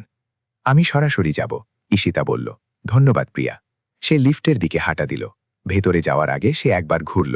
প্রিয়া ইতিমধ্যে পরের ব্যক্তির সেবা করছিল, সেই একই মনোযোগ দিয়ে যা দিয়ে সে আগের ব্যক্তির সেবা করেছিল, সেই একই উষ্ণ স্বরে, কোনো বিশেষ দর্শক ছাড়াই, কোনো বাড়তি ভনিতা ছাড়াই। সে কেবল এই কারণেই এমনটা করছিল, কারণ সে ঠিক করেছিল যে সে এভাবেই কাজ করবে। ঈশিতা নিজের মনেই হাসল এবং লিফটে প্রবেশ করল। সেই মঙ্গলবারে বিল্ডিংটির ভেতরে এমন কিছু একটা ছিল যা আণবিক স্তরে আলাদা ছিল। এটি এমন কোনো পরিবর্তন ছিল না যার ছবি তোলা যায় অথবা বার গ্রাফ আর শতাংশের সাথে কোনো ম্যানেজমেন্ট রিপোর্টে অন্তর্ভুক্ত করা যায়। এটি ছিল অনেকটা এমন যেমন আপনি কোনো বাড়িতে প্রবেশ করেন যেখানে পারিবারিক পরিবেশ উন্নত হয়েছে এবং আপনি সেটি বাতাসে অনুভব করতে পারেন, কেউ আপনাকে কিছু বলার আগেই। যেভাবে মানুষ করিডর দিয়ে হাঁটছিল, যেভাবে কর্মীরা একে অপরকে অতিক্রম করছিল এবং একে অপরের দিকে তাকাচ্ছিল, লিফটের জন্য অপেক্ষা করা বা অন্যকে যেতে দেওয়ার ধরন, সব কিছুতেই তা মিশেছিল। 8ম তলায় আনন্দ 3 জন বোর্ড মেম্বার এবং একটি নিরেট এজেন্ডা নিয়ে মিটিং রুমে অপেক্ষা করছিল। ওই 3 সপ্তাহে অনেক কিছু ঘটেছিল। আনন্দ গুরুত্বপূর্ণ কিছু পদক্ষেপ নিয়েছিল, কিছুটা বাস্তব অস্বস্তির সাথে, কারণ গুরুত্বপূর্ণ পদক্ষেপ নেওয়া মানেই প্রায় সব সময় কাউকে না কাউকে অস্বস্তিতে ফেলা। সে 2 জন সুপারভাইজারের সাথে কঠিন আলোচনা করেছিল, যাদের নেতৃত্বের ধরন ঈশিতার নির্ধারিত দিশার সাথে মিলছিল না। তাদের মধ্যে একজনের সাথে আলোচনাটি মাসিক মনিটরিং এবং স্পষ্ট লক্ষ্যের সাথে একটি সংশোধনী পরিকল্পনায় শেষ হল। দ্বিতীয় আলোচনাটি বিচ্ছেদে শেষ হল, যা ছিল যন্ত্রণাদায়ক কিন্তু প্রয়োজনীয়, এবং যা উভয় পক্ষই মনের ভেতরে জানত যে এটাই সঠিক ছিল। সে প্রতিটি বিভাগে শোনার সেশন বা লিসেনিং সেশন শুরু করেছিল। কোনো কর্পোরেট নাম বা বাইরের ট্রেনার বা কফি ব্রেকওয়ালা কর্মশালায় নয়, বরং বাস্তব জায়গায়, কোনো রেকর্ডিং বা ফর্মাল মিনিটস ছাড়াই, যেখানে টিমগুলো তাদের মতামত ব্যক্ত করতে পারত। তাদের কথাগুলো ম্যানেজমেন্টের কাছে পৌঁছানোর আগে কাটাছেঁড়া বা মধুর না হয়েই পৌঁছাত। প্রথম দিকের সেশনগুলো ছিল উত্তেজনাপূর্ণ, দীর্ঘ নীরবতা আর সতর্ক জবাবে ভরা। পরের সেশনগুলো অনেক বেশি তপ্ত আর মানসিকভাবে সৎ ছিল। আর সেই সৎ আলোচনা থেকে এমন সব কথা সামনে এলো যা আনন্দ আশা করেনি। এমন কিছু নিরেট আইডিয়া যা মানুষ অনেক দিন ধরে প্রস্তাব করতে চেয়েছিল কিন্তু জানত না কাকে বলবে। প্রসেস নিয়ে কিছু সুনির্দিষ্ট হতাশা যা কেউ আগে সরাসরি উল্লেখ করেনি, কারণ তা জানানোর জন্য যে মূল্য চোকাতে হতে পারে তা দেওয়া তাদের কাছে যুক্তিযুক্ত মনে হয়নি। আর এটাই তাকে সবথেকে বেশি অবাক করেছিল। কিছু টিমের নিজেদের কাজের ওপর এক বাস্তব গর্ব যা কোনোদিন স্বীকৃতি পায়নি, কারণ সেই স্বীকৃতি দেওয়ার জন্য কেউ কোনোদিন থামেনি। সে রিসেপশন কাউন্টারের ঠিক পাশে একটি ছোট সাধারণ কাঠের ফলক লাগিয়েছিল। কোনো কারুকার্য ছাড়াই সেখানে একটি বাক্য লেখা ছিল যা ঈশিতা তাদের প্রথম মিটিংয়ে একটি কাগজের কোনায় লিখেছিল। আনন্দ কোনো অনুমতি না নিয়েই সেটি বানিয়েছিল, কারণ তার মনে হয়েছিল যে এটিই সঠিক ছিল। বাক্যটিতে লেখা ছিল, এই কোম্পানিতে প্রবেশ করা প্রতিটি ব্যক্তি সম্মানের সাথে ব্যবহার পাওয়ার অধিকারী, কোনো ব্যতিক্রম নেই। ঈশিতা সেই সকালে প্রবেশ করার সময় এটি দেখেছিল। সে এক মুহূর্তের জন্য সেটির সামনে থেমেছিল। সে কিছু বললেনি, কে এটি বানিয়েছে তাও জানতে চায়নি। আনন্দ লিফটের কাছে তাদের জন্য অপেক্ষা করছিল। সে তাকে সেটি পড়তে দেখেছিল। সে তাকে এক মুহূর্তের জন্য চোখ বন্ধ করতে দেখেছিল, ঠিক 1 সেকেন্ডের জন্য, যেমন কেউ এমন কিছু পায় যা সে আশা করেনি, এবং সেটিকে নিজের ভেতরে সঠিক জায়গায় রাখার জন্য এক পলক সময়ের প্রয়োজন হয়। 8ম তলার মিটিং 2 ঘন্টা চলল। সংখ্যা, পদ্ধতি এবং 3টি সুনির্দিষ্ট সমন্বয় নিয়ে কথা হলো, যাদের জন্য ইতিমধ্যে টেবিলের ওপর নিরেট প্রস্তাব ছিল। কিন্তু মানুষের ব্যাপারেও কথা হলো। কবিতা দেবীর কথা বলা হলো, যে কাস্টমার সার্ভিস প্রসেস দ্রুত করার জন্য আনুষ্ঠানিকভাবে একটি প্রস্তাব পেশ করেছিল, যা ঠিক 2 বছর 4 মাস ধরে তার ডেস্কের ড্রয়ারে বন্ধ হয়েছিল, কারণ কেউ তাকে জিজ্ঞাসা করেনি যে তার কাছে কোনো বুদ্ধি আছে কিনা। সে নিজের সীমা অতিক্রম করার ভয়ে কোনো সঠিক সময় বা চ্যানেল খুঁজে পায়নি। প্রস্তাবটি ছিল চমৎকার আর বাস্তবসম্মত। আনন্দ সেটি 15 মিনিটে পড়ে বুঝেছিল যে ওই মহিলা বছরের পর বছর ধরে ততটাই মূল্যবান ছিল যতটা সিস্টেম তাকে হতে দেয়নি। লজিস্টিক্সের একটি টিমের কথা বলা হলো, যারা নিজেদের শিফট শুরু হওয়ার 15 মিনিট আগে স্বেচ্ছায় মিটিং করা শুরু করেছিল, যাতে তারা নিজেদের মধ্যে দিনের কাজ সমন্বয় করতে পারে। কারোর বলা ছাড়াই, কোনো বাড়তি পারিশ্রমিক ছাড়াই, কেবল এই কারণে যে নতুন পরিবেশ তাদের এটা অনুভব করিয়েছিল যে তাদের কাছে সমন্বয় করার মতো কিছু আছে। এই সহজ উদ্যোগটি ওই বিভাগে ডেলিভারি এরার বা ভুলের হার 1% কমিয়ে দিয়েছিল। কর্মীদের মধ্যে একটি সহায়তা তহবিল বা এইড ফান্ডও তৈরি হয়েছিল, যা স্বতঃস্ফূর্তভাবে জন্ম নিয়েছিল। আলাদা আলাদা তলার মানুষরা কঠিন পরিস্থিতিতে সহকর্মীদের সাহায্য করার জন্য সামান্য করে কন্ট্রিবিউট করার সিদ্ধান্ত নিয়েছিল। গত কয়েক সপ্তাহে 2 জন মানুষ সেই ফান্ড থেকে সাহায্য পেয়েছিল। কেউ এটি ঘোষণা করেনি। এটি জানাজানি হয়েছিল কারণ মানুষ তা জানত।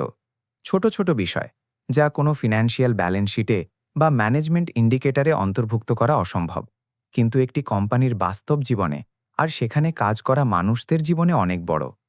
যখন মিটিং শেষ হলো এবং বোর্ড মেম্বাররা চলে গেলেন, আনন্দ আরও কয়েক মিনিট রয়ে গেল। সে ধীর গতিতে নিজের জিনিসপত্র গোছাচ্ছিল, যেন সে কিছু বলতে চায়, কিন্তু কিভাবে বলবে তা ভেবে পাচ্ছে না। আমি আপনাকে কিছু বলতে চাই, সে অবশেষে সেই স্বরে বলল, যেন সে অনেক দিন ধরে এটি ভাবছিল। যখন আপনি 3 সপ্তাহ আগে এলেন আর লবিতে সবকিছু হলো, তখন আমার প্রথম প্রবণতা ছিল এটিকে একটি ক্রাইসিস হিসেবে ম্যানেজ করা, ক্ষতি নিয়ন্ত্রণ করা, যাতে প্রয়োজনের বেশি জানাজানি না হয়, সঠিক দৃশ্যমান পদক্ষেপ নেওয়া, যাতে পরিস্থিতি কাগজে কলমে মিটে যায় আর আমরা এগিয়ে যেতে পারি। ঈশিতা না থামিয়ে তাকে শুনল। কিন্তু আপনি যা করলেন তা পুরোপুরি আলাদা ছিল, আনন্দ চালিয়ে গেল। আপনি এটিকে এমন কোনো ক্রাইসিস হিসেবে নেননি যা নেভাতে হবে। আপনি এটিকে তথ্য হিসেবে নিয়েছিলেন, ডেটা হিসেবে, এমন কিছু যা ওই জায়গার ব্যাপারে কোনো সত্যি কথা বলছিল। আর সমস্যা ম্যানেজ করা এবং বাস্তবতাকে বোঝার মধ্যে এই তফাৎটি আমার ভাবনাকে বদলে দিল। এটি আমাকে কোনো কিছু সমাধান করার বদলে কোনো কিছু বোঝার দৃষ্টিভঙ্গি দিল। ঈশিতা নিজের বাদামি ব্রিফকেস বন্ধ করল। ক্রাইসিস প্রায়শই ভুলভাবে পড়ার সুযোগ হয়, সে বলল। আনন্দ মাথা নাড়ল। আমি এই 3 সপ্তাহে আপনার থেকে যা শিখলাম তা 3 বছরের ম্যানেজমেন্টের থেকেও বেশি, সে কোনো তোষামত ছাড়াই সহজভাবে বলল। ঈশিতা তাকে দেখল। তবে এর সাথে কিছু একটা করো, সে উত্তর দিল। আমার সাথে নয়, নিজের টিমের সাথে। আপনি যা শিখলেন তা সবার সাথে ভাগ করে নিন। এটাই একমাত্র উপায় যাতে এমন কিছু বড় হয়। যে জ্ঞান নিজের কাছে রাখা হয় তা ছোট হয়ে যায়, যা বিলিয়ে দেওয়া হয় তা বৃদ্ধি পায়। সে ঘর থেকে বেরিয়ে এলো। 8ম তলার করিডর দিয়ে লিফটের দিকে যাওয়ার সময় কিছু কর্মী তাকে শুভেচ্ছা জানালো। কেউ মাথা নিচু করে, কেউ হেসে, কেউ শুভ সকাল বলল, সেই স্বাভাবিক উপায়ে যেমনটা সেই জায়গার অংশ এমন কাউকে বলা হয়। কেউ ভয়ে দাঁড়িয়ে পড়ল না বা কেউ আওয়াজ নিচু করল না। তারা তাকে একজন ব্যক্তি হিসেবে সম্মান জানালো।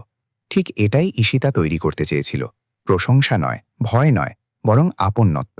সে লবিতে নিচে নামল। কাউন্টারের সামনে দিয়ে যাওয়ার সময় দেখল প্রিয়া একজন বয়স্ক ভদ্রলোককে ধৈর্য ধরে সাহায্য করছিল। ঈশিতা থামল না। সে কেবল যাওয়ার সময় এক টুকরো কথা শুনতে পেল। তাতেই নিশ্চিত হওয়া গেল যে সকালের দেখা দৃষ্টিটি ঠিক ছিল। কিছু একটা বদলে গিয়েছে। সবকিছু নয়, 3 সপ্তাহে কখনো সবকিছু বদলায় না, কিন্তু এটি বোঝার জন্য যথেষ্ট ছিল যে দিকটি সঠিক ছিল। শিকড়গুলো এখন বাস্তব মাটিতে, সৎ আলোচনা আর নিরেট সিদ্ধান্তে এবং প্রতিদিনের ছোট ছোট কাজের মধ্যে প্রতীত হয়েছিল। সে কাঁচের দরজা ঠেলে বাইরে বেরিয়ে এলো। মুম্বাইয়ের সেই মঙ্গলবারের দুপুর ছিল পরিষ্কার। সে তার বাদামি ব্রিফকেস বগলে নিয়ে কোনো তাড়াহুড়ো ছাড়াই বেসমেন্ট পার্কিংয়ের দিকে হেঁটে গেল।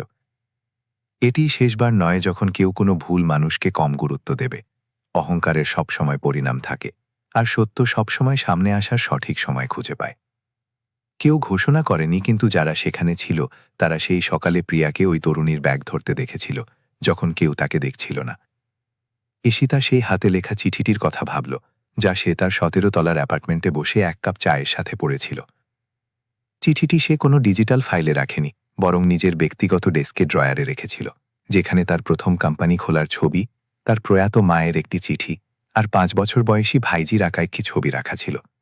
এমন কিছু জিনিস যার কোনো আর্থিক মূল্য ছিল না, কিন্তু অন্য এক ধরনের মূল্য ছিল, যা কোনো ব্যালেন্স শিটে দেখা যায় না। সে তার গাড়ির কাছে পৌঁছাল, ব্রিফকেসটি পাশের সিটে রাখল। ইঞ্জিন চালু করার আগে সে এক মুহূর্তের জন্য শান্ত রইল। কিছু কোম্পানিকে তাদের নাম্বার বা মার্কেটে পজিশনের জন্য কেনা হয়। ঈশিতা এই গ্রুপটিকেও সেই সবের জন্যই কিনেছিল। নাম্বারগুলো বলেছিল যে এটি লাভজনক, কিন্তু সে এই মুহূর্তে কোম্পানির ভেতরে যা তৈরি করছিল তার কোনো অধিগ্রহণ চুক্তিতে কোনো দাম ছিল না, কোনো ব্যালেন্স শিটে কোনো লাইন ছিল না।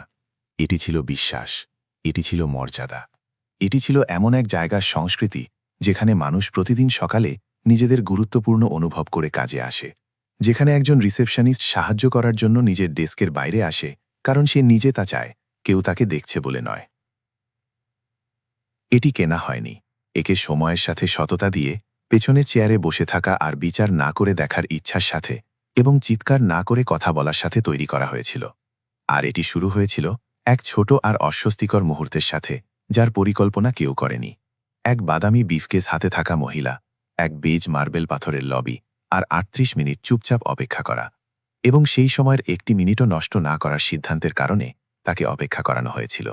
সে মালকিন ছিল, এবং সেই দিন সে যে পাঠ দিয়েছিল তা ক্ষমতার নয় বরং মর্যাদার ছিল। শেখানো সবথেকে কঠিন, ভোলা সবথেকে অসম্ভব।